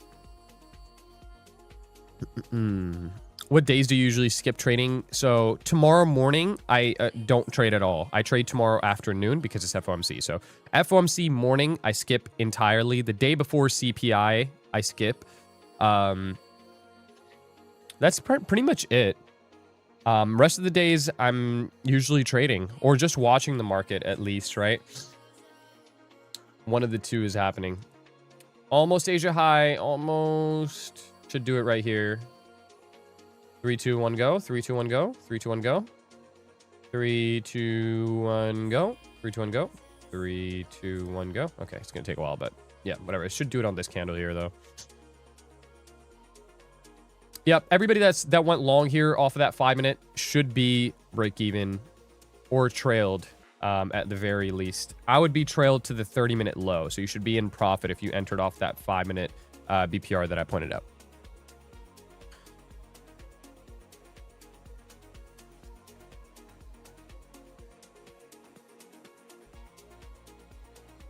Do you have to backtest in a good market condition or bad to get the right data? Both. Who makes more money, you or Elon Musk? Probably me, bro, to be honest. How would you trail this? My trailed stop right now, I would be trailed to this 30-minute low right here. So the current 30-minute low, which is 266, this is where my stop would be right now.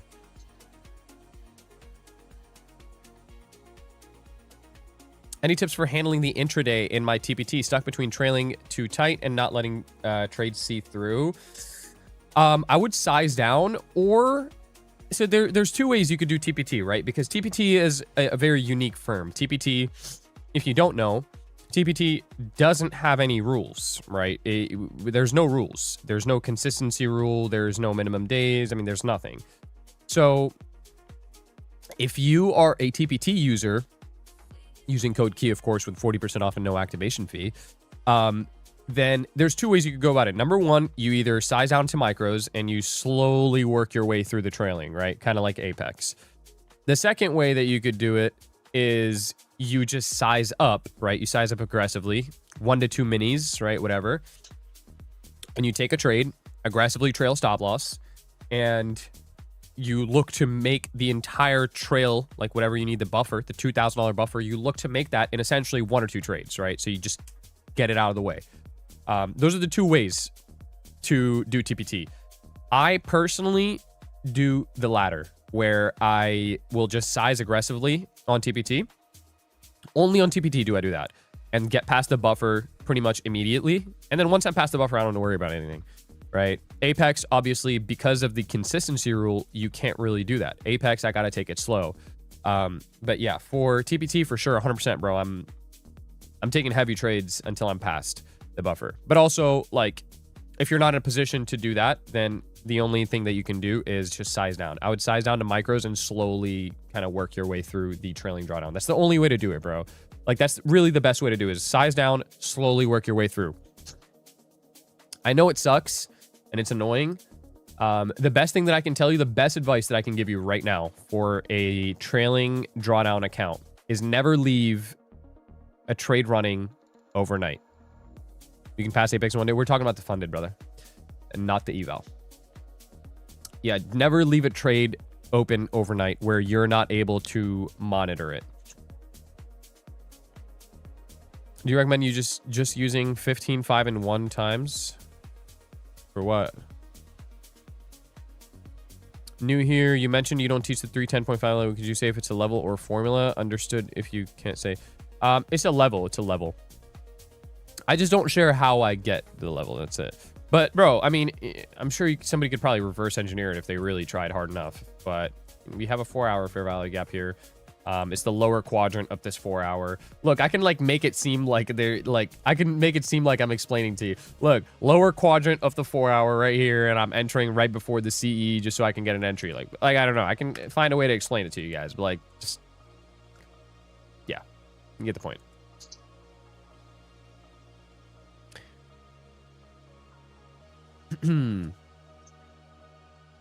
First time here, greetings everyone. Welcome in. Everybody that's new, guys, make sure you guys like up the stream.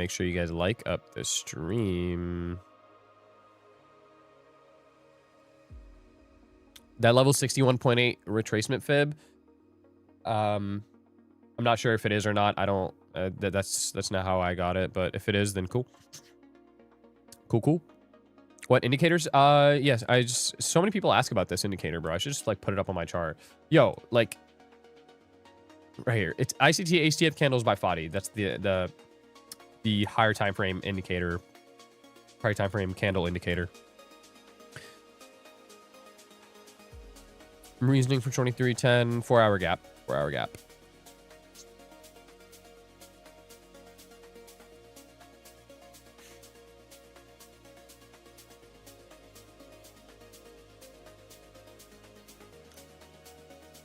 Do you like 301 for full TP? Yeah. Like, as we hit the 4-hour gap, yeah, it's not bad. I wouldn't full TP, though. Like, I wouldn't have a limit for full TP there. I would be trailing. I would trail my stop loss.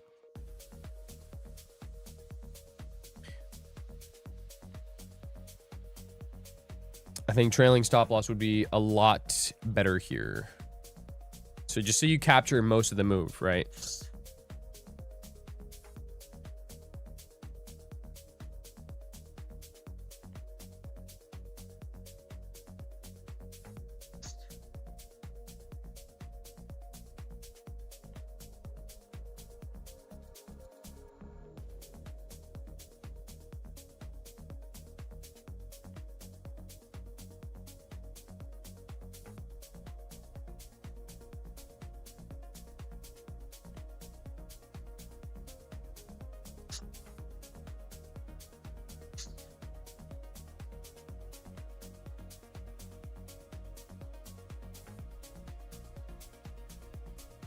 Why not 325 the CE?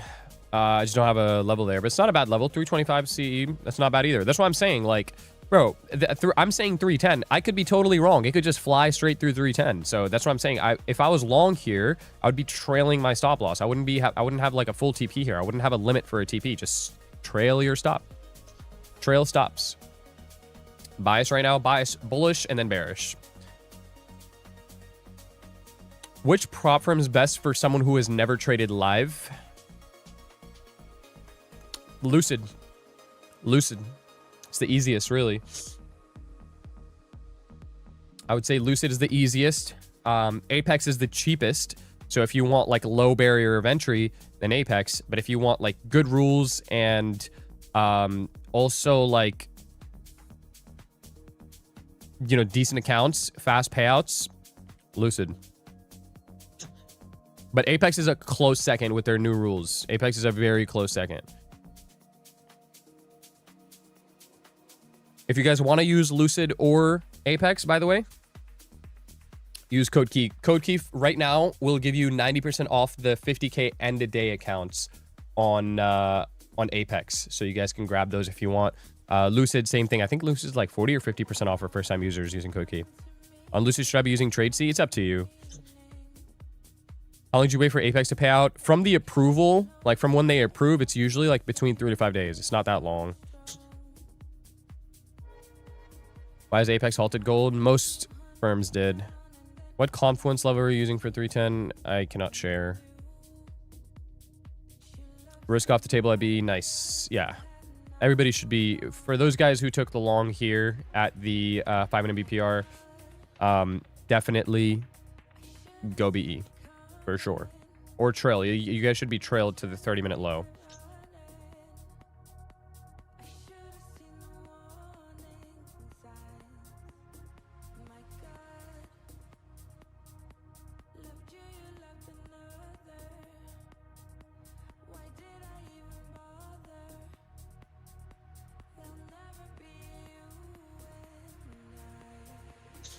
Been 10 days, no payout yet, though. Bro, I'm not going to lie, though. I think recently they've been taking a little bit longer to pay out. For whatever reason. They've been a little longer to pay out. I don't know why. But they've been a little bit longer for sure. Bias, bullish, and bearish. Where do you see the rolling over? 300s. So 310.5 is the level that I have. That I would like to see it start to roll over. So... yeah, bullish till 310, and then around there is where I would start to look for short. I got full accounts on Apex, was gonna go to Top Step. Do you say instead of so if you're gonna go do Top Step, I think Lucid is a way better option than Top Step. Yes, 100,000,000%. Apex, I'm not really like comparing the two. I think both of them are pretty solid, right? Apex has its own plus, right? It's the only firm where you can have over 5 accounts, right? Active. Lucid is a great firm because it's easy, right? Payout rules are easy. Accounts are nice. They pay out in literally 2 minutes. All right. And TPT is my third. So my top 3 right now is Apex, Lucid, TPT. Apex, Lucid, TPT. TPT is like a great firm for most people as well, just because they don't have any fucking rules at all. Like they literally have no rules, no consistency, no minimum days, like nothing. And they pay out in 1 day. Have you tried order flow? No. First time user on Lucid using Key, 50K Pro should be $65 per. Somewhere around there. Yeah, I think so. Try it. Try it. First time user using Key should be 50% off. Yeah. Whatever that puts you at. I think it should be 65. 60 or 65, one of the two. But I would use the Flex accounts. I don't use Pro. I use the 50K Flex on Lucid, sorry. Almost said TBT. TBT is my favorite as well. Yeah, TBT is a really good one. Trailing drawdown fund is tough. Yeah, of course, bro. Trailing drawdown, there's going to be a downside to every firm, you know, but I definitely still have TPT in my top 3 because once you're past the trailing drawdown buffer, which is $2,000, it's literally a great firm. What TPT account do you like trading? 50Ks. Any prop firm, I prefer a 50K account. All in, Lucid is cheaper since they don't have... Yeah, okay, Lucid is a little cheaper too. There you go. It says 30% off. So you probably already used... You're probably not a first-time user. That's probably why. Best advice to leaving a buffer on, let's say, a Lucid Flex 25K. 1K is max cash out. Buffer's up to you, really. It's just, like, it depends on your trading style and how aggressively you size. You got to leave enough to where you're, you know, not blowing the account. Like, for example, with Apex, with my Apex accounts, for my 50Ks, right? I leave over $2,000 a buffer in those. Lucid kind of forces you to leave a buffer because you can only withdraw 50% of the balance, right? Just like Top Step. So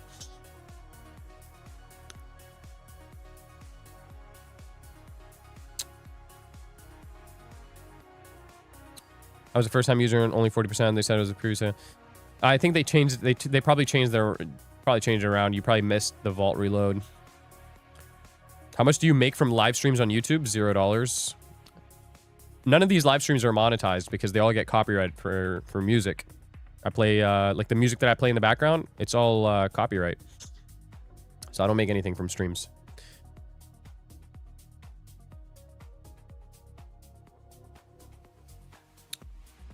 Did you blow the Apex PAs? Nah, I still have them. They're close, though. Close to being blown. Why are you not trading? Waiting for... Yeah, I'm waiting for 310.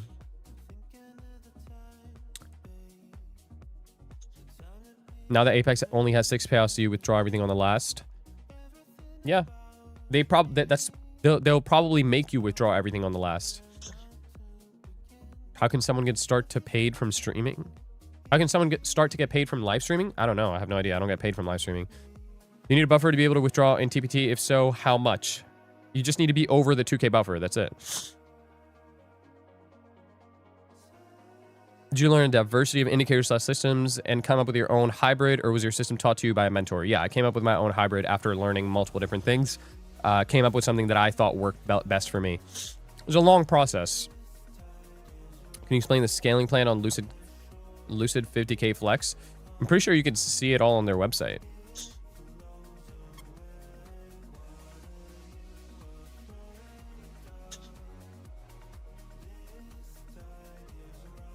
This is kind of slowing down here a little bit. Probably consolidate a little bit.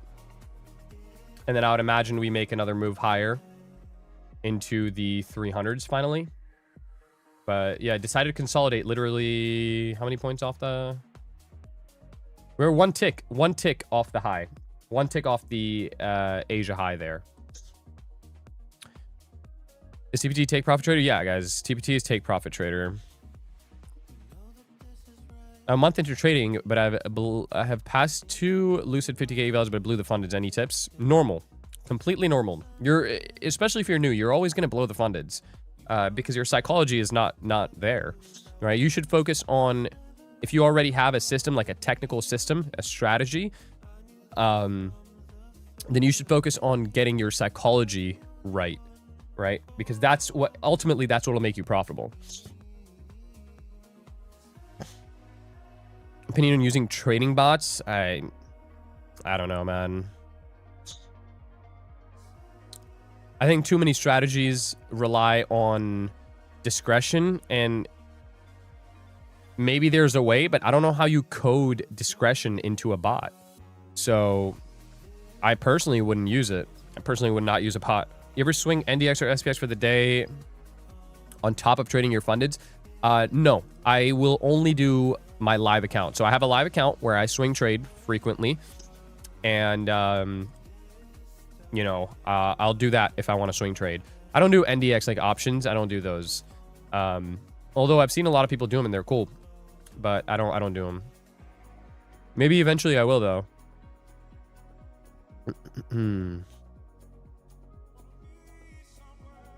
Building an indicator to help your discretion. I am currently building one right now for my community. So It's not to help with discretion. It's, well, never mind. I can't say too much, but yeah, I'm currently in the process of trying to do that. 9 months in on being a funded trader, been profiting everyone so far. Obviously, there are losing days and weeks, but in the end, I'm up on the month. You think I'm due for a downfall? No, that's not a real thing. There's no like due for a downfall. There's no that doesn't happen. That's not a thing. Unless you just like kind of lose your psychology and you just, you know, go on tilt. No. How many years have you been trading? This will be my 7th year. What size live account do you recommend for swing trading? Well, if you're going to swing a mini, right? 1 mini to swing overnight, right? Through session closures, you need to have over $20,000 right now in a live account, right? I think the margin on Ninja is like 24K or something. I don't know. It's something, it's over 20 grand. For 1 micro, it's a little bit less. For 1 micro, I think the overnight is like 1,800. And you guys can look this up on Google, but yeah. So if you're trying to swing like micros, then you need a lot less. You know, you can swing 5 micros with under 10 grand, right? But if you want to swing a mini, then you're gonna need a decent sized live account. Do Lucid allow copy trading? Yeah, of course. There isn't a firm that doesn't allow copy trading.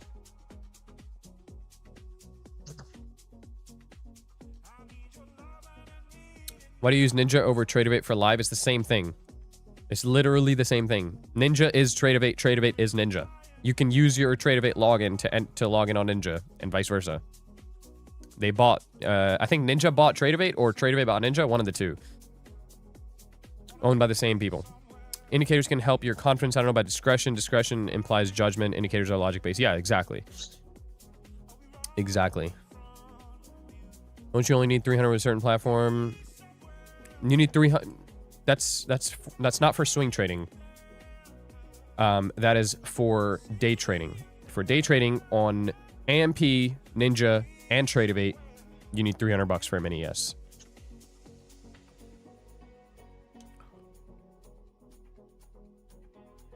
So, Joseph, what I'm referring to is not the PDT rule. I'm not referring to the PDT rule.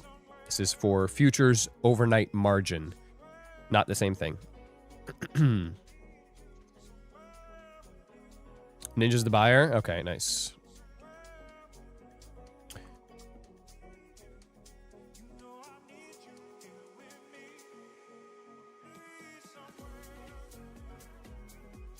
With all that you know now, after 7 years of trading, what would you tell yourself 7 years ago that would have saved you hours of time and headaches? That's a really good question.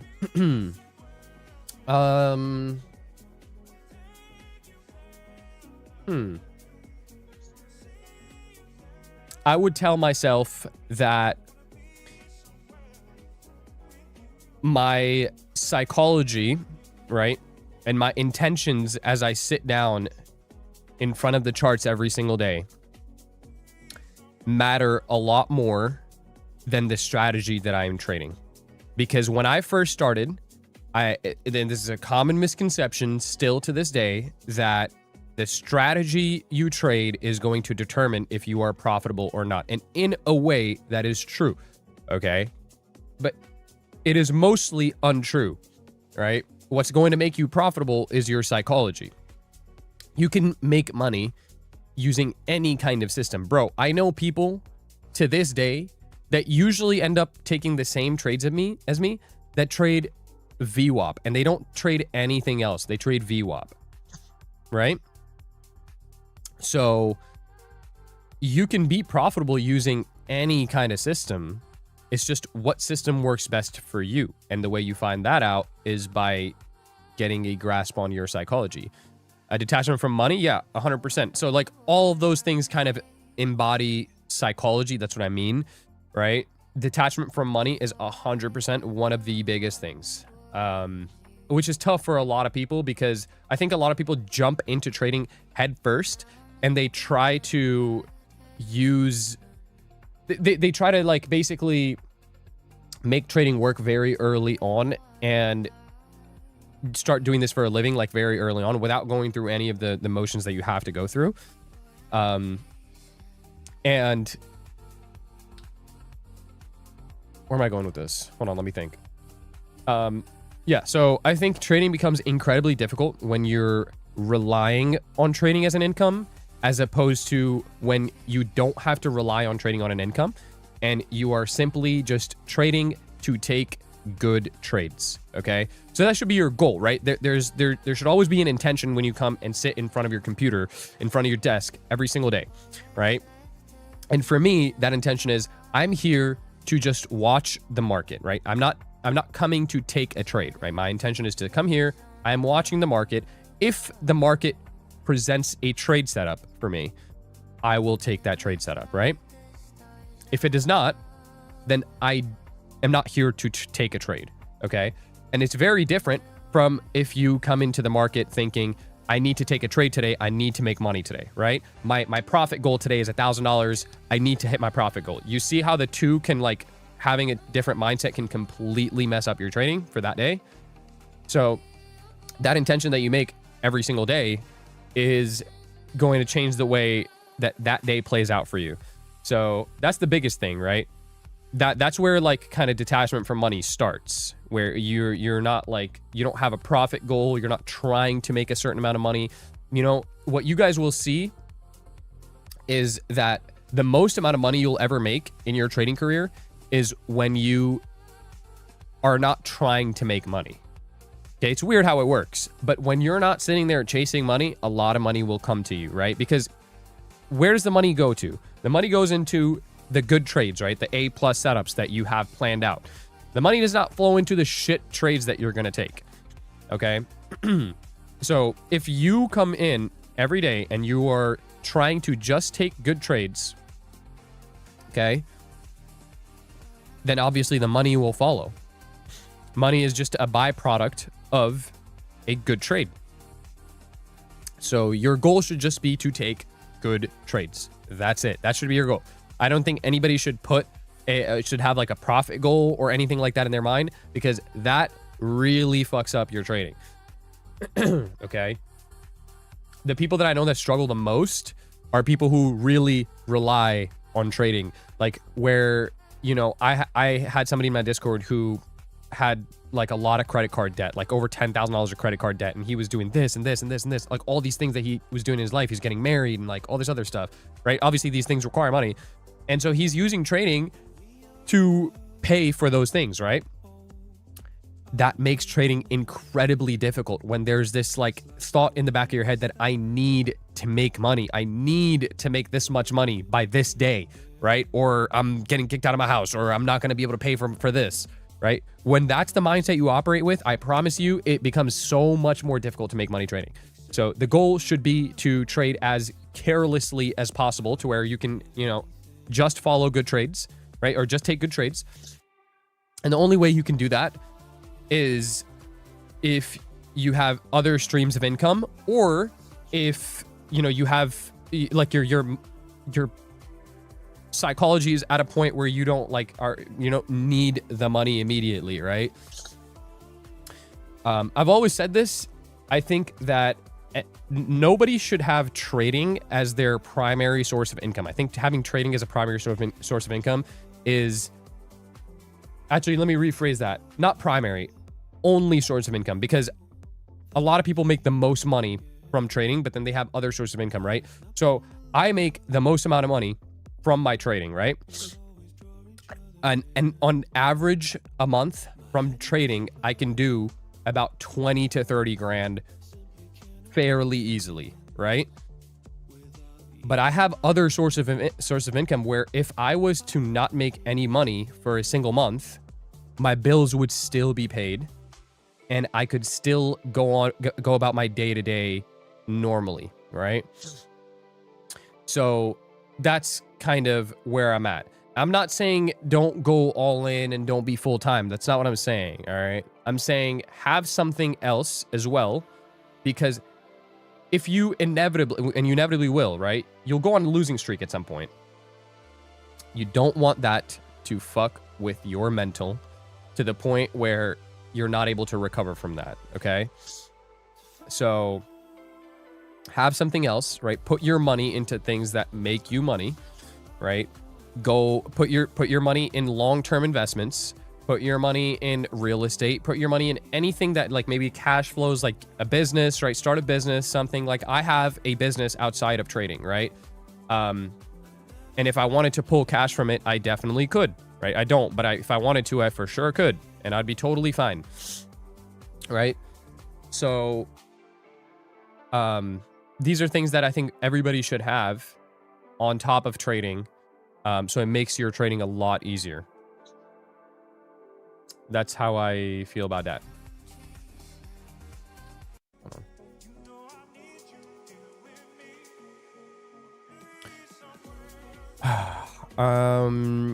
Is your AM session in this channel? Yes, it is, but I'm not trading New York AM this week, guys. Only trading Asia and London this week. What type of business? It is in the automotive industry, bro.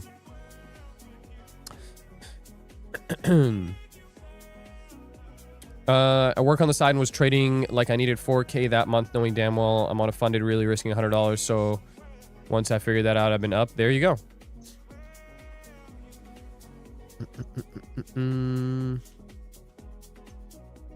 I used your code. What do I get? If you used my code, you automatically get entered in a giveaway. So at the end of the month, I'm giving away 20 accounts. You automatically get entered into that. And on top of that, you also get my free PDF that explains my entire model and shows my top 3 firms that I like the best with their payout rules, consistency rules, or scaling plans, like all that stuff, everything. My exact scaling plan, my risk plan, everything. The way you can get the PDF, !PDF in the chat. If you use code KEY, all you're going to do is you're just going to go to that website. You're going to plug in your order confirmation that you got in your email from that prop firm that you use code KEY on. And you're going to plug that in and get it completely for free. You guys can have that up while you're trading because it's like a visual PDF on the model that I trade here with you guys. And it's nice to have while you guys are trading, right? Because I have a bunch of videos with this model. Obviously, for some people, they might want like a visual as they trade. I made that for you guys. You know what I'm saying? So if you use code KEY on any of those firms, make sure you claim that, because it's free. We all like free things, right? Love you, bro. You're giving very good info. Thanks, bro. I appreciate it, man. I love you guys. Do you have a set time you trade every night? Yes, 9:30 p.m., guys. 9:30 p.m. Are those SMTs manual, or is that this is an indicator? This is called SMT divergences V2 right here. SMT divergences V2 by out of options. That's what this is called. And I haven't changed anything on this. It's just actually maybe I changed something. Oh yeah, right here. Work in real time. I know I turned that on. These are my settings for it. You guys can just copy these.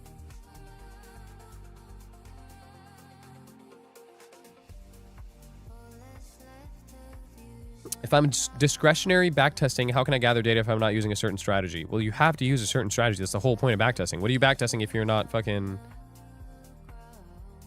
There has to be a strategy.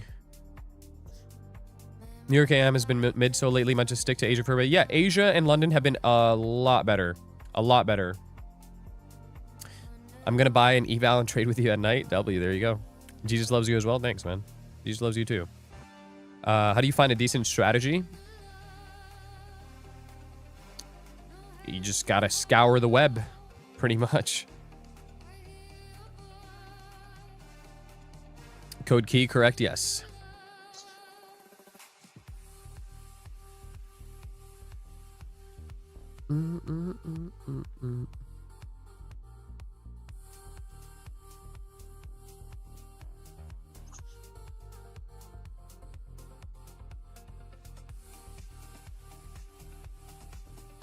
Code key, correct? Yes. Code key. What are your top 3 firms, sir? My top 3 firms: Apex, Lucid, Take Profit Trader.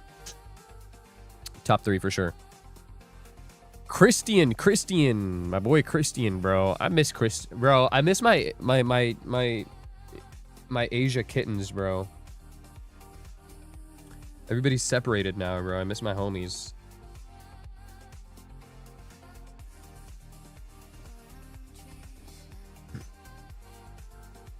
How do you know Shinobi? From trading.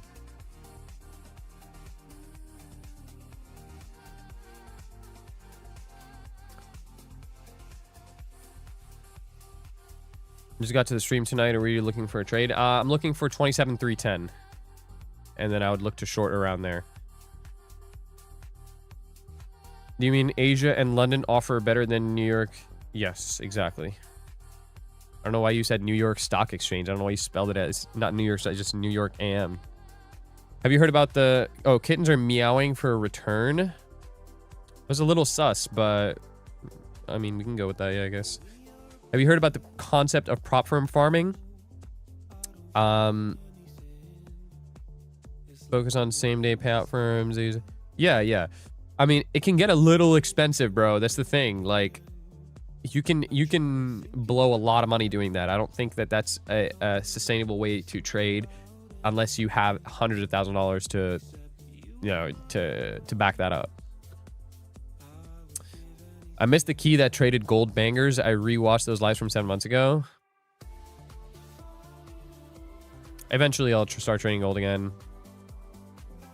Thank you for showing the SMT setting. No wonder it's different than that. Of course, man.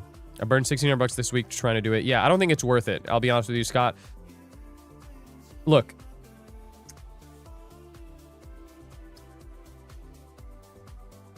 Slow is not bad.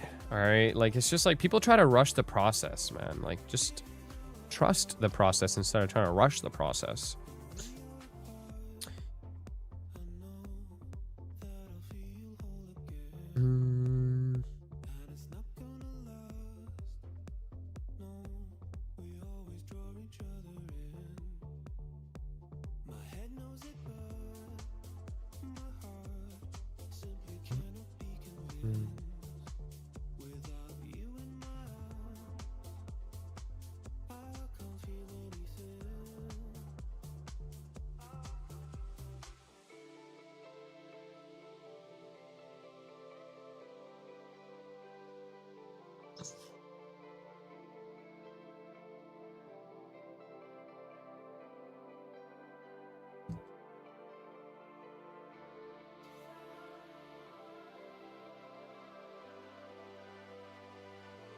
I've been trying to stack 5 accounts, trade them in a group eval to past.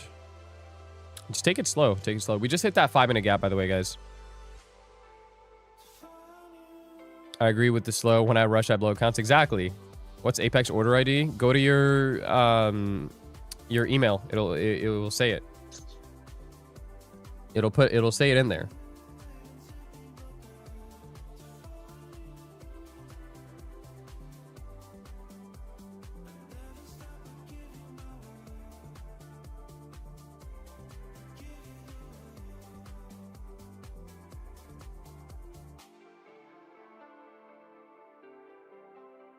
How long do you normally stream? Normally in Asia, I'm done by now. But we'll stay for a little bit longer, I guess. Watching seats. It's getting a little slow for sure. So remember, tomorrow's FOMC. So tonight's definitely not the best night to be trading for sure.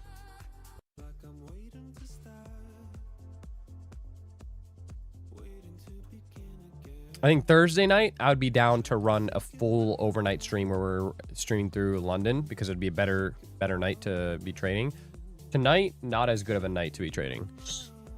I know you never use them, but what's your thoughts on EMAs in general? EMAs is what I used to trade when I was trading options. That's how I initially got my profitability. I used to use the 5 and 9 EMA.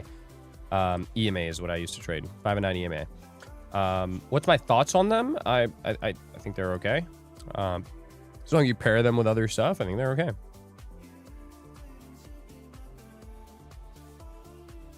What time London session open in CST? I don't know. EST, it's 2 a.m. Is it Jerome Powell last day? Unfortunately, it is. Yeah, bro. It'll be a sad one. It really will.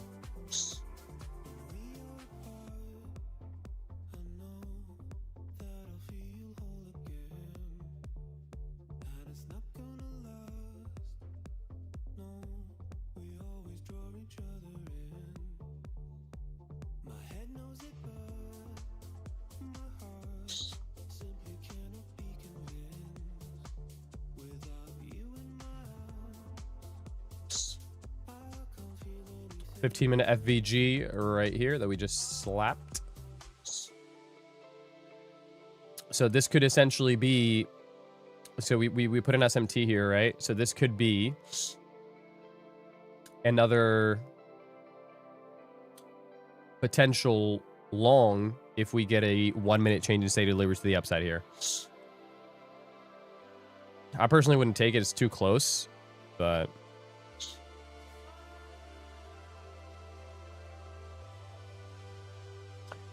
this is where it looks like decent. EST isn't it 3? No, it's 2. How would you scale when it comes to prop firms? I have a whole scaling plan that I have inside the PDF. So if you have the PDF, open that up. There's a whole scaling plan in there. My shiba was good in what's new in life? Nothing, bro. Nothing's new in life, bro. I'm surprised you're still alive. Me too. Me too. I think Midnight Open here should push us up to 300s, bro. Midnight should do it. That's what I would like to see. I'd like to see 300s push us up into 300s. I just want to get the entry on stream, bro. It's just being really slow right now. I'm already short. Is this a bad call? I don't know. I wouldn't short here. Personally, not a fan.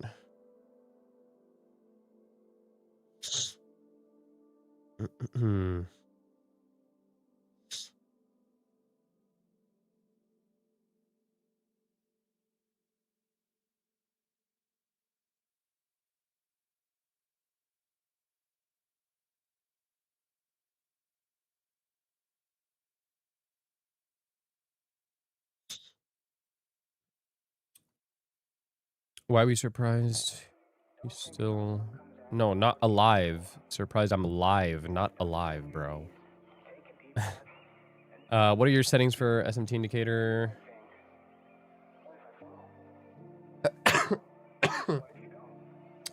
Bless me.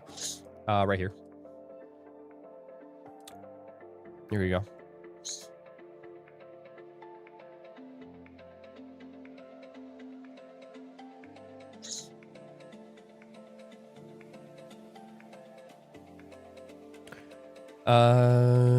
Can you explain your thought process? I'm a newbie. I am explaining my thought process. New change in state delivery level would be right here. So coming out of this 15-minute gap, still have SMT. New change in state delivery would be right here on a candle closure above this this level right here. All right. So this is what I would be watching if I'm trying to take a long. But we are in this 15-minute gap here. Higher highs, higher lows, right? So should make a higher low here and get a buy model, right? I'll mark this trade out. I'll tape read this. I'm not actually going to take it unless I can. In fact, I'll just take it on this eval. Yeah, we're still on the eval. Might as well. It'd look a bit like this, right? This is kind of what it would look like. And TP at 301.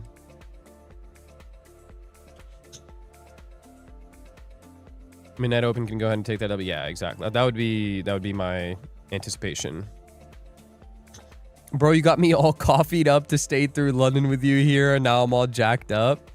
No, I mean, I'll stay for a little bit, bro. Don't worry. You're legit helpful AF, man. Thanks to you. Kudos to you. Thanks, man. Yeah, we do have, we rejected the Asia high with one tick. It's literally, actually it was 2 ticks, but whatever, same thing. This is the higher time frame indicator right here, guys.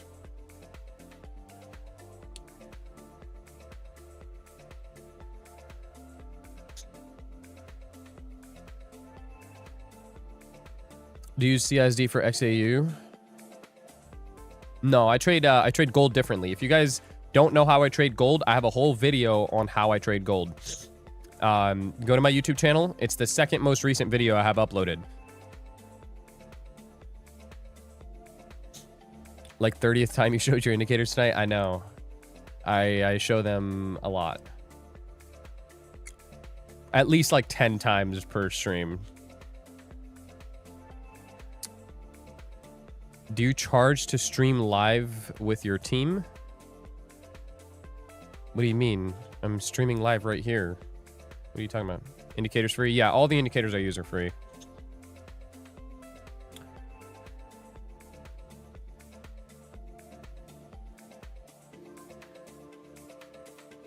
Can you just stick the indicator links in your description? I should do that. It would be actually way more effective than what I'm doing right now. I should.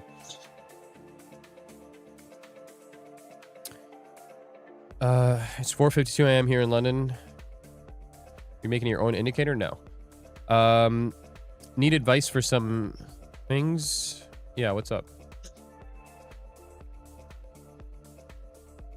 Can we get a change in state of delivery? Nope. Okay. Change state level is the same. Digging a little deeper into this 15-minute FVG here. If this is to... Okay. Quick check on learning. Quick check on learning. Hold on. Let me pause the music. Quick check on learning so I can hear you guys. If we inverse this 15-minute right here, is it a good short? Ignore like the whole bias. Ignore like, imagine we didn't have 310 up here or anything, right? Imagine we hit the 4-hour fair value gap. If we inverse this 15-minute fair value gap right here, is this a good short?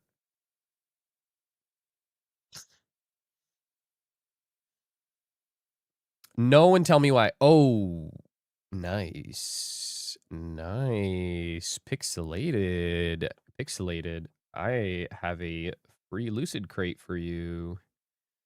Pixelated, I have a lucid crate for you. Pixelated, are you in the Discord? What's your name in the Discord? You have earned a lucid crate for free. W. Pixelated, talk in the type in the general chat. Type in the free chat. Mr. Pixelated. I wrote with him in the same time. No, you did not. Well, it was close, but... Oh, wait, never mind. Pixelated, you're in premium. Okay, W, nice. Damn, Pixelated, this is your second lucid crate? Wow, bro. This guy's a killer. This guy's on it, bro. Second lucid crate.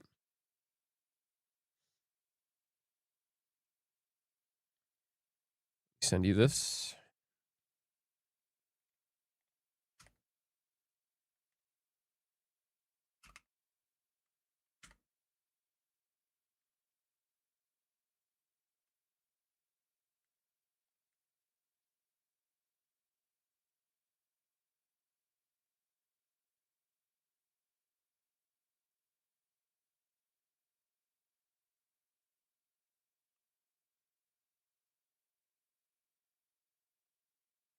So much to type out. So annoying.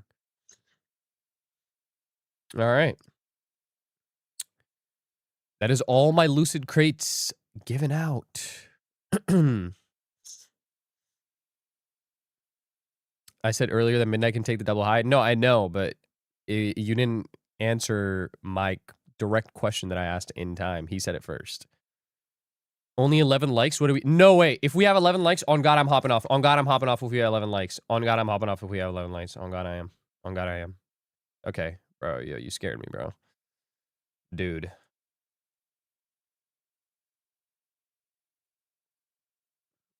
Do you think trading Asia is all I need to become profitable? Bro, there's no single session that you can trade that's going to make you profitable magically. Does Asia have good moves where you can take good trades? Yeah, 100%.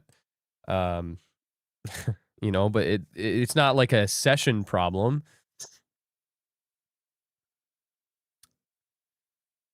No. Yeah, still, yo, everybody's still like at the stream. What's next after 720S? I don't know, bro. I think probably a... I don't know, bro. I actually don't know. Definitely a V12, I think. But I'm really indecisive, so I don't know.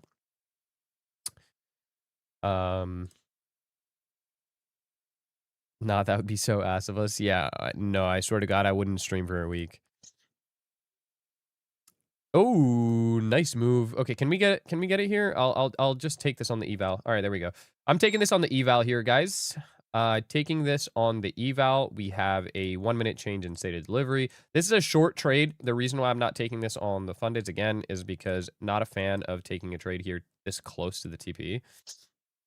All right. But this is what it looks like. Boom, boom. So this is just a 1 minute change in stated delivery coming out of a 15-minute fair value gap. Eval only trade, no live, no funded here. And yeah, 15-minute gap. Okay. Still bullish, right? We are making higher highs, higher lows. So I have some expectancy to kind of, or I expect this to continue, you know, doing that. Yeah, so higher high here. First thing should be Asia high, and then we should see the 300s after.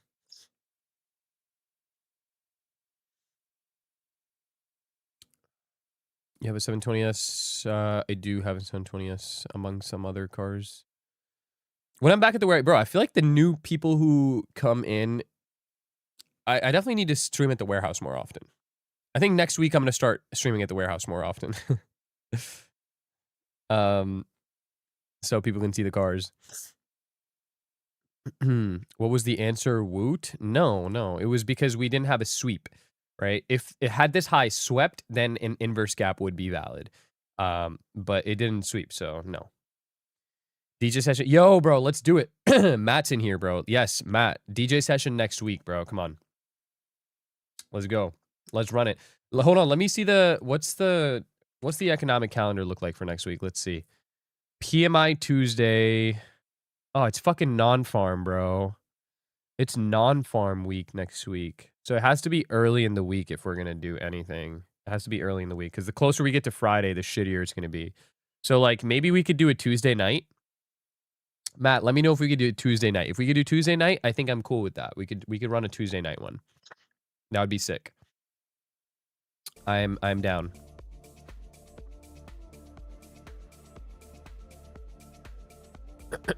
How far is the warehouse from you? It's about an hour.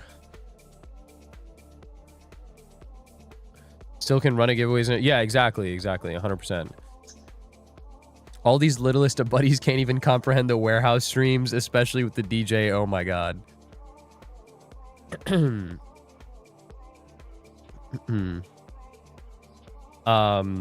Yeah. I saw the warehouse stream the other day. Music was too loud. Couldn't hear you nice. Nah, people could hear me, bro. 100%. I'm going to watch the stream back. I'm pretty sure everybody could hear me. Did your car fix itself yet? Yeah, it did. It did. It's a British car, bro. A fucking British don't know how to make a damn car. Come on, bro. Who's British in here? Can you guys, like, figure it out?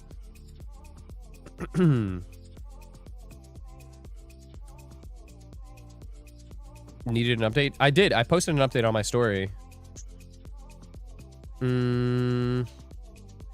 Got a great fill on my limit order for this long. Nice.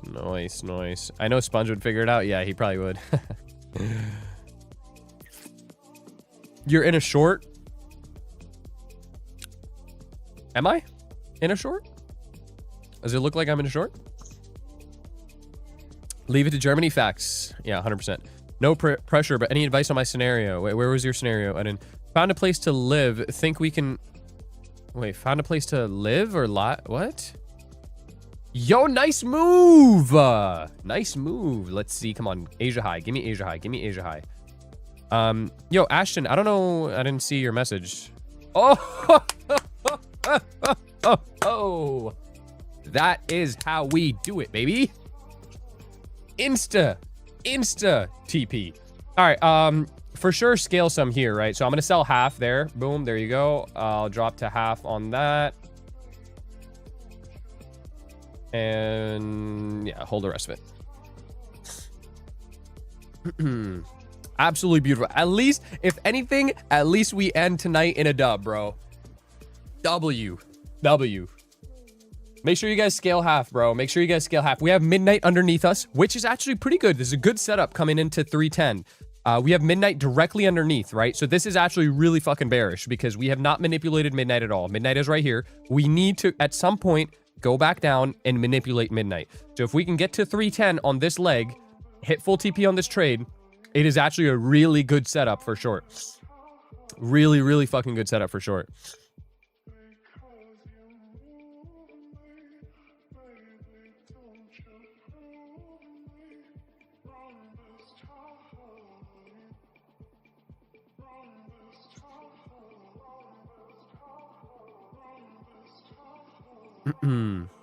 Bro's turned into Santa Claus with that rich laugh. Halfway past on the 25K, you gave me the key. You gave me? Oh, nice. WWWWW. Yeah, bro. Ashton, can you... You're going to have to do it again because I lost it. I can't see it in the chat. So just copy it and send it again. This is why all my puniest of pals and I use Code Key. Code Key is the goat, brev. Code Key is the goat, brev.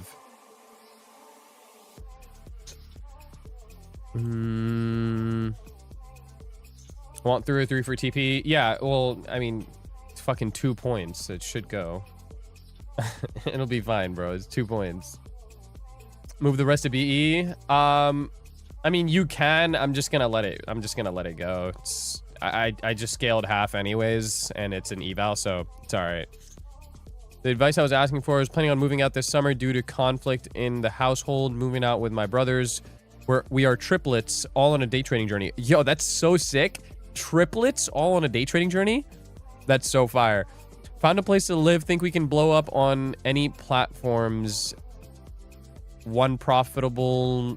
Me working on my first payout. No cars.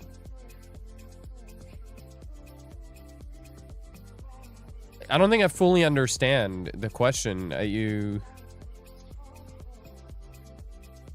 think we can blow up on any platforms? One profitable. Me working on my first payout. No car. Wait, what? I think you made a typo somewhere because I'm not tweaking, right? I can't understand that.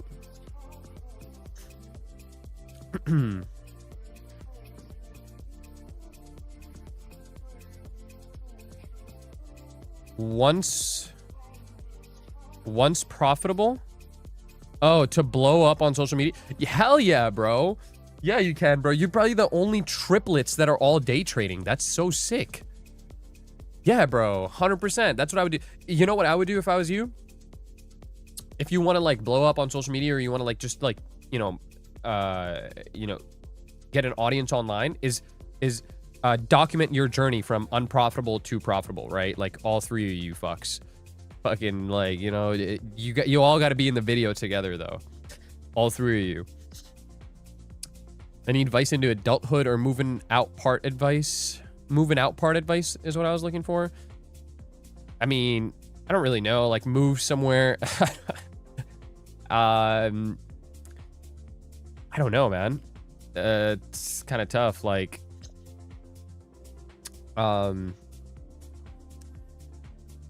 you guys, do you guys all have jobs, or are you guys, like, all trying to just trade? I mean, I don't really know where to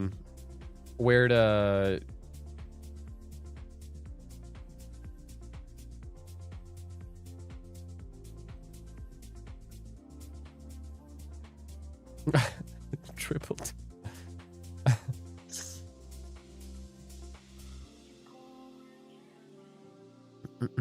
I'm not that much of an adult to give, like, adult advice, though. Like, you know what I mean? I'm almost 25. Like, I'm not there. I'm not qualified to give, like, adult advice, bro.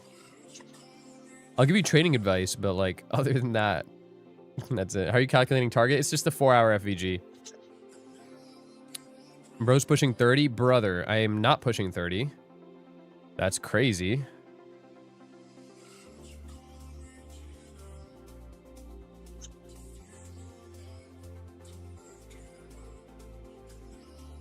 Y'all could do 24/7 live streams and it looks like the same guy. That's true. That's so funny. That is true, though.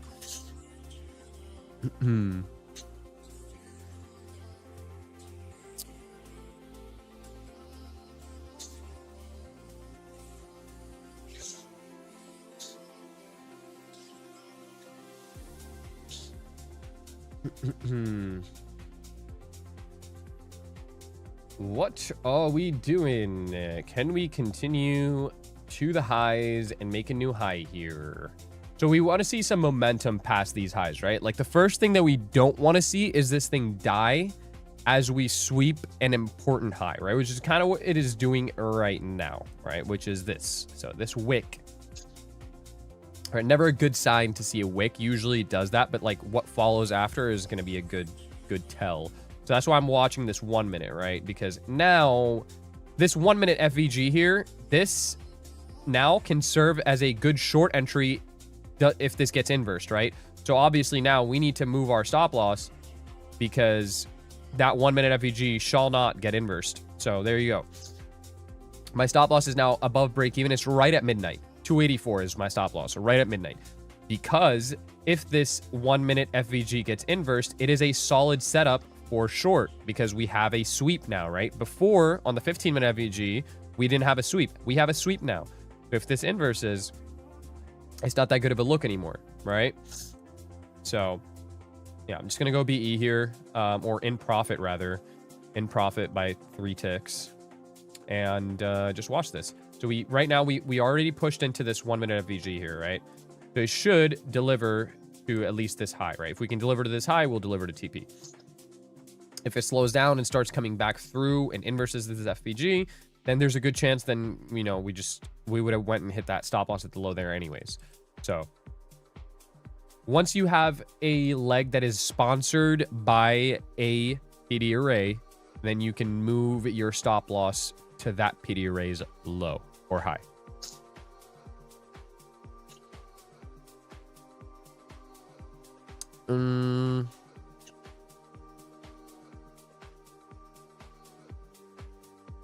Another 40 minute before we hit 27,300. Yeah. ESL and take Asia high. Yep, we do have a SMT up here. I'm going to tag you in vids when I make it. Yeah, go ahead, bro. I want to see that. Who's a better ICT trader, you or J Cape? See, like, what do you guys get out of these questions? What, like, if I answered that question, right? Stupid ass question, by the way, but like, if I answered that question, what would you get out of it? Took a shower, came back, still not at 310. Nah, it should push. It should push. Once we get past this high, it's easy money, bro. We just need to get past this 300. Or 296, actually. 296. If we get past 296, yeah, it's a straight shot to this 300s. This TP should hit, bro. This TP should hit. It looks good. It looks good. This TP should hit.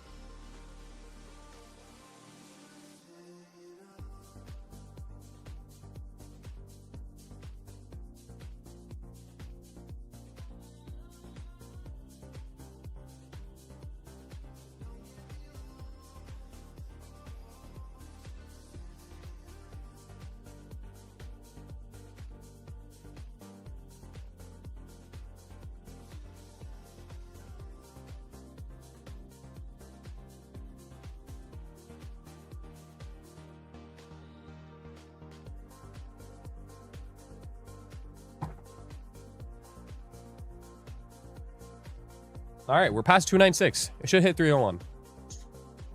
Should hit 301. This trade should hit TP, I think.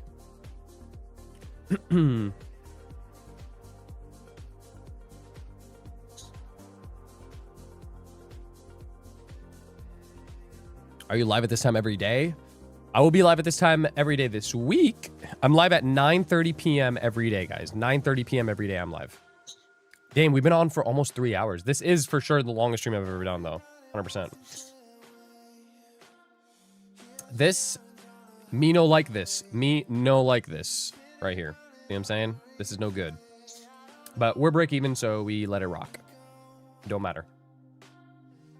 Still no 15-minute closure. 3 minutes left on this 15 minutes. This is 100 million%, right? I can tell you with certainty that at some point today, this trades lower, right? Into midnight, right? Midnight will get hit. It will get hit again. We will manipulate midnight, right? I am just hoping that it can see 310 before it does that, because that would make this really easy for me. But let's see what this thing has in store for us. Could you explain MMXM real quick? External range liquidity, internal range liquidity is like the best way I can explain MMXM. I mean, like I have a whole video on MMXM in the 11-day, or sorry, the 30-day mini series. So do that first. Watch that. Is there a trading convention like NY Auto Show? Not that I know of. Me, Dodgy, and Shinobi are doing an event this weekend in New York, by the way, guys. If you guys didn't know, we are doing an event in New York. It's like a meet and greet event thing. So I think Dodgy has more details on that on his page. But yeah. So if you guys are in New York or like in the area nearby, you guys can feel free to swing by. And, you know, I think it'll be a cool event. Bro,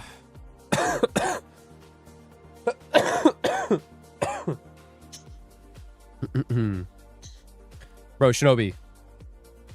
Bro, just pay the goddamn invoice, bro. Like, why does it take you so long, bro? I know you got it. Just pay it. Fucking Top Step Live Trader, bro. Just pay it.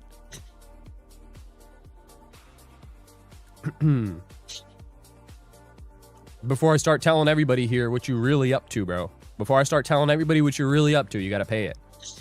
I'll show the, yo, imagine how much motion it's gonna be when the Shopify notification comes in and I get to show it to the stream how much motion you have, bro.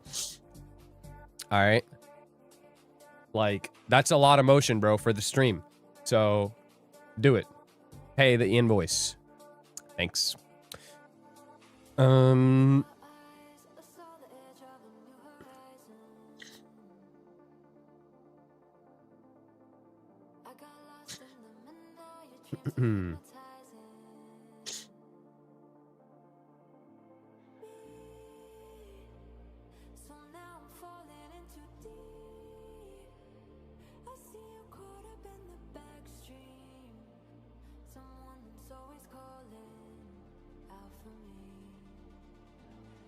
So are you gonna pay it?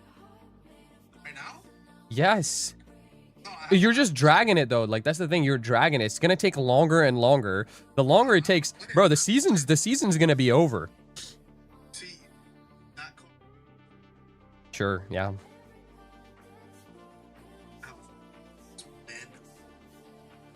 You should do that after you buy this, so it doesn't take longer and longer. Yo, you know, there's only a few that go into production, and then once they're bought, then you have to wait for the production again.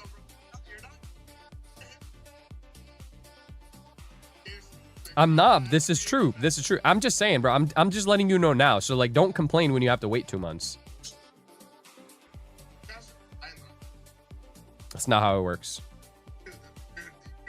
Do you go to McDonald's and pay after you eat? Like, no, you don't. You pay as you're getting gas. Okay, buddy. Yeah, well, your dad doesn't own Bimmer Source, so that's the one thing he doesn't have his fucking paws on.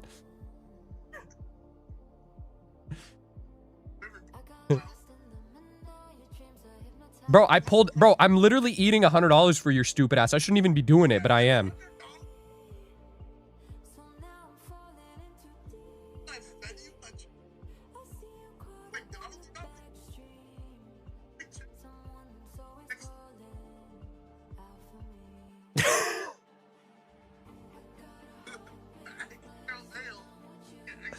They don't put enough mayo, bro. I have to get extra mayo.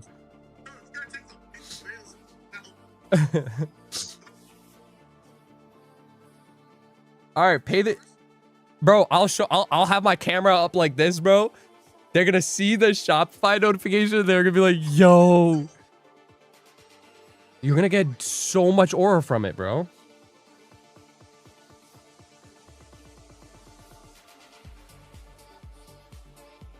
Yeah, the thing is, I don't really give a fuck, bro. Because you can make it all back, bro, by just selling 2 Pokemon cards, right? Extra mayo's bananas? No, it's not, bro. That's the thing. Like, they don't put enough mayo, so you have to get extra mayo. That's the thing.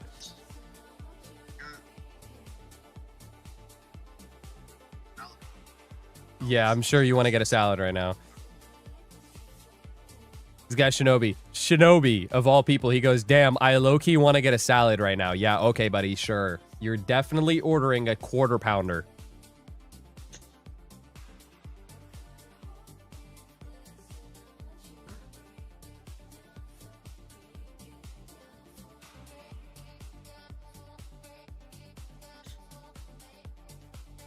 Are you shorting that 4-hour Bears gap after this long? Yeah, 310 is the area where I would like to take a short at. Best cheesesteak in Philly? Verona pizza, bro. 100%. Verona pizza. Triple SMT. Yeah. I know, I see that.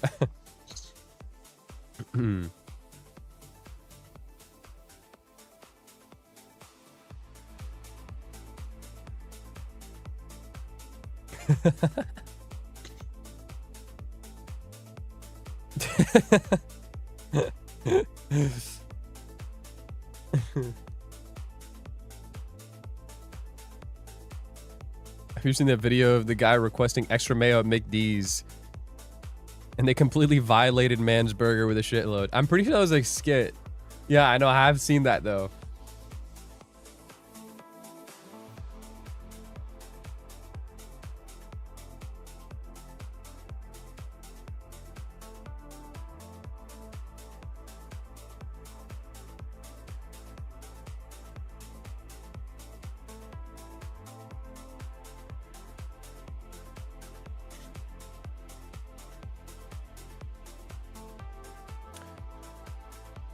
Isn't there another 4-hour VG right above that one?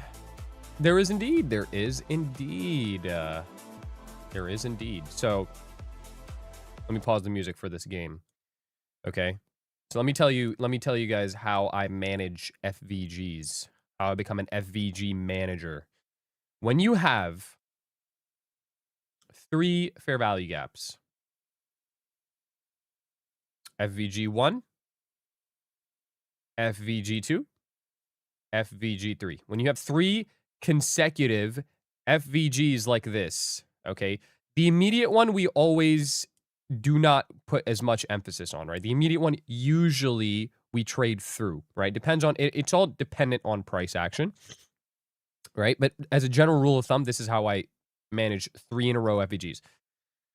The middle one is the one you're going to want to take a trade from. And the first one, right, the top one, is going to be the one that we want price to leave as a breakaway, right?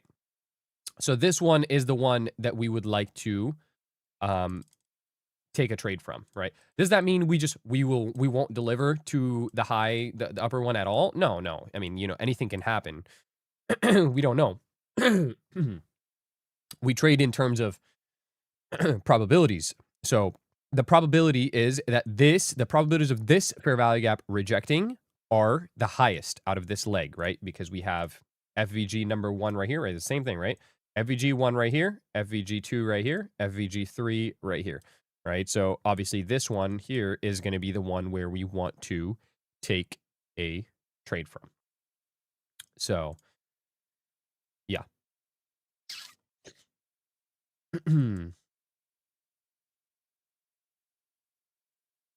Verona used Wiz, American, or provolone? I'm actually not sure. Here, let me see. Let me look. Verona pizza cheese steak. Let me show you guys. Let me really show you guys, man. Ew, why does it look like this? Ew, no. Hold on, that ain't right. It look a little dry. Okay, bro. I'm not gonna lie, the pictures are not really doing this shit justice, bro. Wow. The pictures are doing this dirty. Never mind, I'm not even putting a picture up. But I swear to God, it tastes so good. It's the best. Trust. We have a 5-minute gap here now, too, by the way. So, just bought a Lucid 50K account with your code KEY. Just got your PDF, blueprint, late night homework underway. There you go. Hell yeah. D'Alessandro's cheesesteak's the best Philly cheesesteak. D'Alessandro's is pretty good, too. But I like Verona's a little bit more. But I agree. D'Alessandro's a close second. I see there's a Verona's near me in Florida. I don't know if I trust that, though. I feel like it's gotta be... Bro, I feel like it's gotta be fucking the one by Philly. I think it's gotta be authentic to its roots. You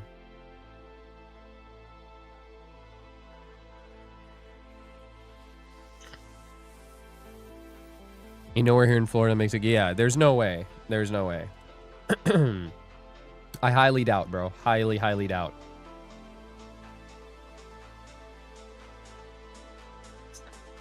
Philly cheesesteak, you gotta come to Philly. You just gotta come to Philly.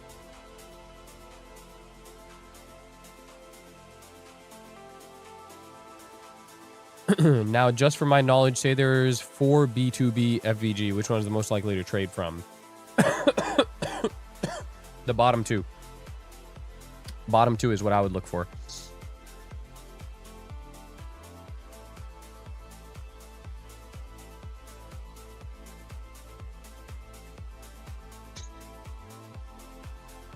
Nothing beats a real Philly cheesesteak or even a pizza anywhere in Philly. Yeah, pizzas, bro. Like, same thing with pizza. Exactly. Pizzas are the best in New Jersey, New York, Connecticut. Best pizzas. Like, there's just no competition. New Jersey, New York, Connecticut. Best pizzas. 100%.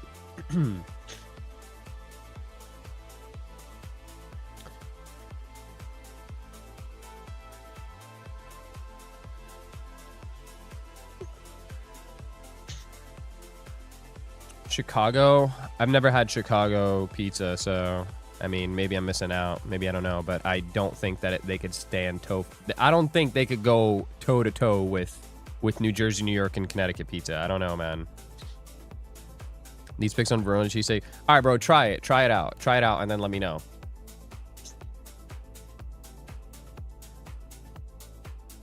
Try it out, and you let me know. You be the guinea pig for that. Isn't Chicago super thick? If it's super thick, then that's ass. If you guys are talking about super thick pizza, like, it's not. If, bro, the pizza needs to have no flop, right? It needs to have a nice, like, well done crust. If it doesn't have a well done crust, it's not that good. Straight up.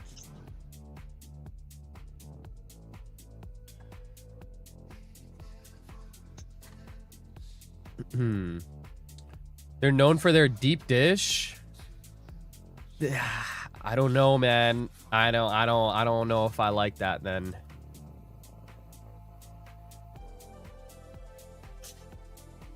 From generations back. Okay, maybe if I come to Chicago, I will definitely try a deep dish pizza from there. What's the best deep dish Chicago pizza? Where do I go to get the best one? Detroit? I'm not going to fucking Detroit, brother. What? Bro's trying to send me into a war zone. Hello? What's wrong with you? Can't go to Detroit, man.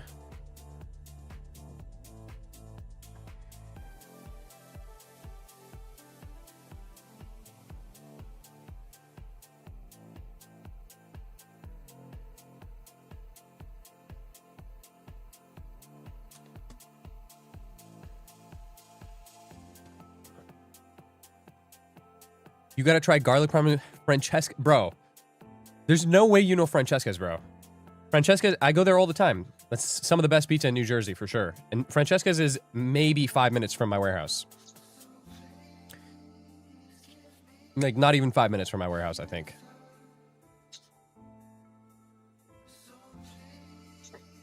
That's so funny that you know that place, though. Yeah, Francesca's is the GOAT, bro. 100%. Their wings and their pizza is fire.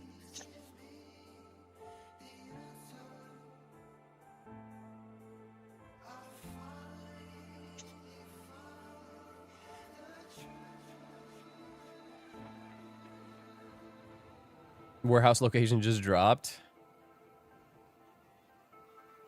You remember Scott's that was next to Planet? I mean, I'm not from that area, bro, Nick, so I'm not gonna know. I just have the warehouse there. I'm not from that area at all. I just know Francesca's, and that's it, bro. What else do I know in that area? I know Francesca's. Fucking that's it, bro.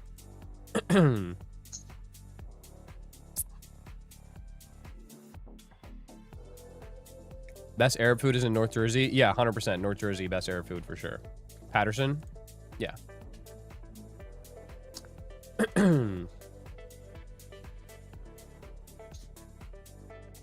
Al-Basha? Yeah, Al-Basha is fire.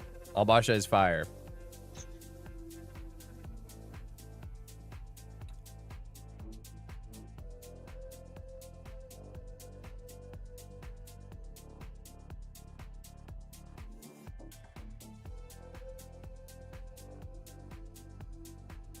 How you know P-Town? Bro, bro. I know bro, buddy. I know a lot in North Jersey, man. I'm in North Jersey a lot.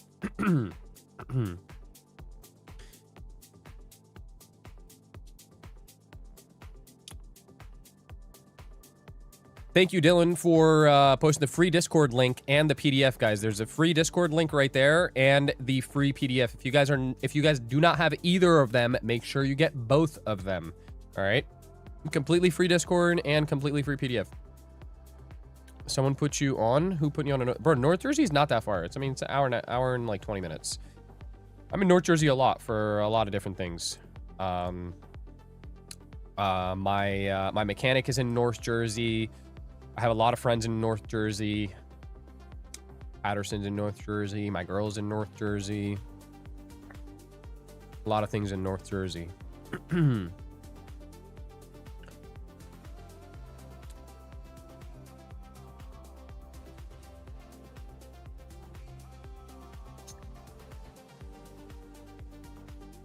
How's the taxes? Where are you from?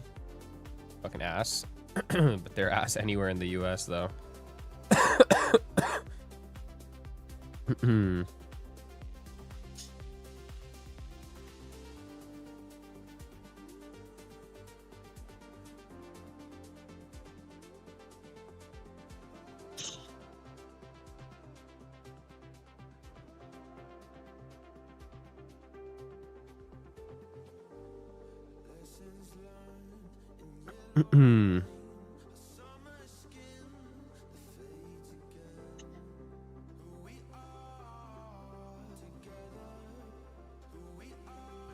I know I know them all. Nah, you probably don't. Actually, maybe you do. How's the gym grind going? It's going. Oh, nice move. Nice move. Let's fucking hit this 300, please. Like, no.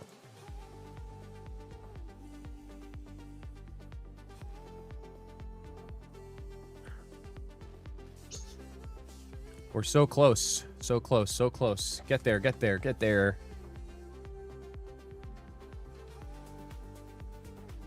Come on. It's like right there. Could do it right around here.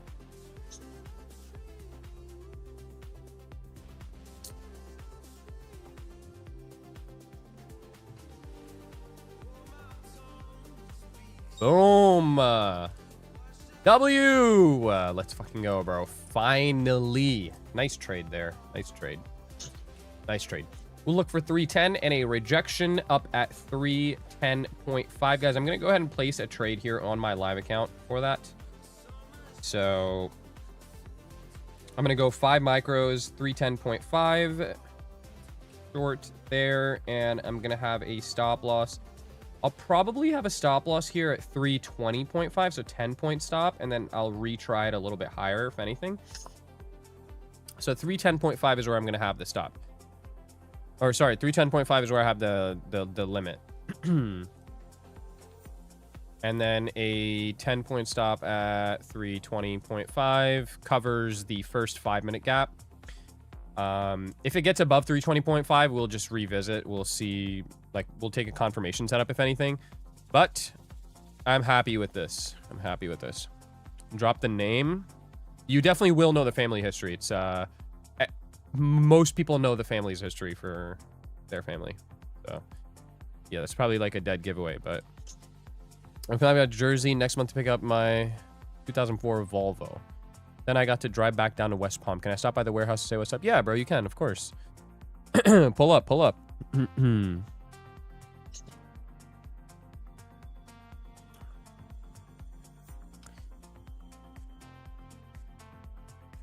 Which one's more important and comes first when you want to take a trade? Sweep of liquidity or tapping into higher time frame PDR rate? They're both the same thing. A tap into a PDR rate is a sweep of liquidity on a lower time frame. Beautiful trade there, guys. Beautiful fucking trade there from the long, whoever took that with me. Absolutely phenomenal. W's in the chat.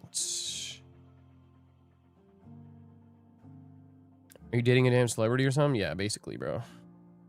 Yes.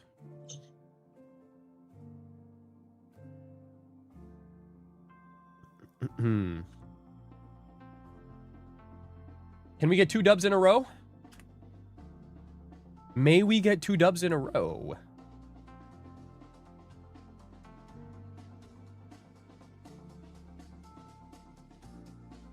TP is Asia low. TP is the daily low. Yeah, correct.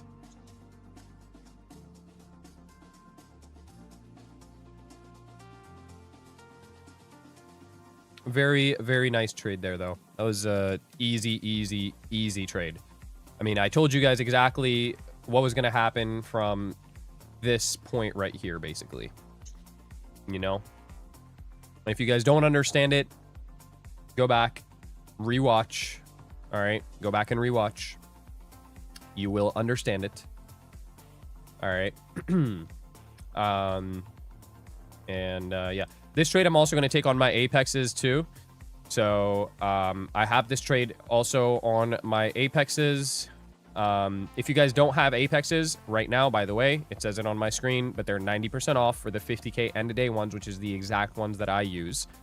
So make sure you guys grab your accounts. All you got to do is use code KEY, grab some accounts on Apex. You can stack 20 accounts there. So, and then as soon as you guys are done, if like buying an account, any of the prop firms above or in the description below using code KEY, you automatically get entered to win a giveaway at the end of the month. 20 accounts total, so 20 winners. And you also, there we go, tapped in. And you also get the PDF for free. So W perks to using code KEY, you know? And of course, infinite profitability.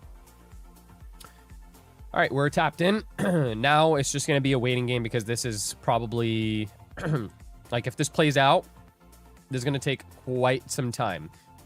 It'll probably take all night. But I do really like the way that this is set up.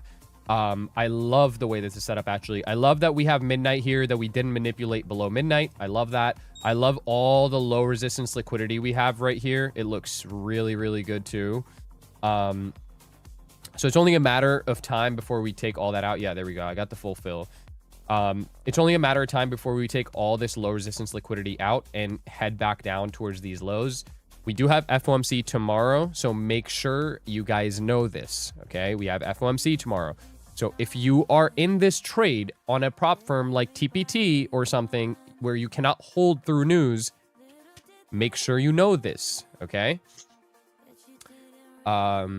But yeah, we're in, so now it's just a waiting game. If this goes and takes the stop loss, I will look for a confirmation setup where I'm looking for like a rejection block on a lower time frame to enter. Might take a few tries, but yeah, lower time frame entry is what I would look for there. Other than that, the setup is really nice. Like, it's a really fucking good setup. 4-hour fair value gap here, daily. 4-hour fair value gap, daily, no manipulation leg to the downside at all, right? And what else do we have here? What else? The daily just looks like shit, man. It looks like it needs to go a little bit lower, I think. So yeah, FOMC tomorrow should be like the big thing. Where did my stop loss go? Did my stop loss remove itself? My stop loss nuked itself. Hello? Here we go. Stop loss is covering a little bit of this 15-minute gap. Wait, maybe I should... Hold on. I'm gonna move my stop loss a little bit higher. I'm gonna go 325. 325. Okay, 325. 15-point stop loss. And that covers this 15-minute gap, right? If it wants to push into this 15-minute gap and then reject, it'll cover that. So... let me adjust that on my live here as well. 325. All right, there we go.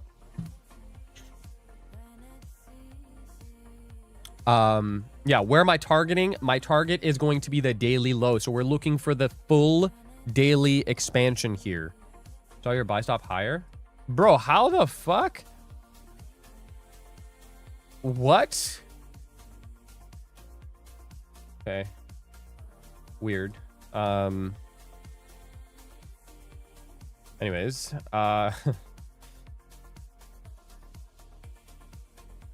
so yeah, looking for the full daily expansion. So the current daily low is what we're looking for here.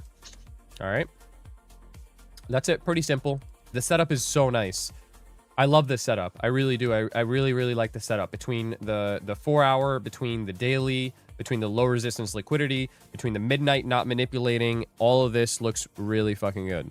So what I'm going to do is I'm going to call it a night here for the stream. I will stay in this trade. Okay. Where's the current daily low? Yeah. So, I mean, it really just does take like no more than 2 seconds to go on your own chart and look web. But it is 191, 27, 191.5. So yeah, that's what we're looking for. I'm going to call it a day here for the stream. Beautiful stream. We had a nice dub there. I hope you guys learned a lot. There's a lot of new people here. I will be live again, just like every other night here at 9:30 p.m. Eastern Standard Time. So make sure you guys subscribe and turn on your notifications if you haven't already. Be here at 9:30 tomorrow or you're lame.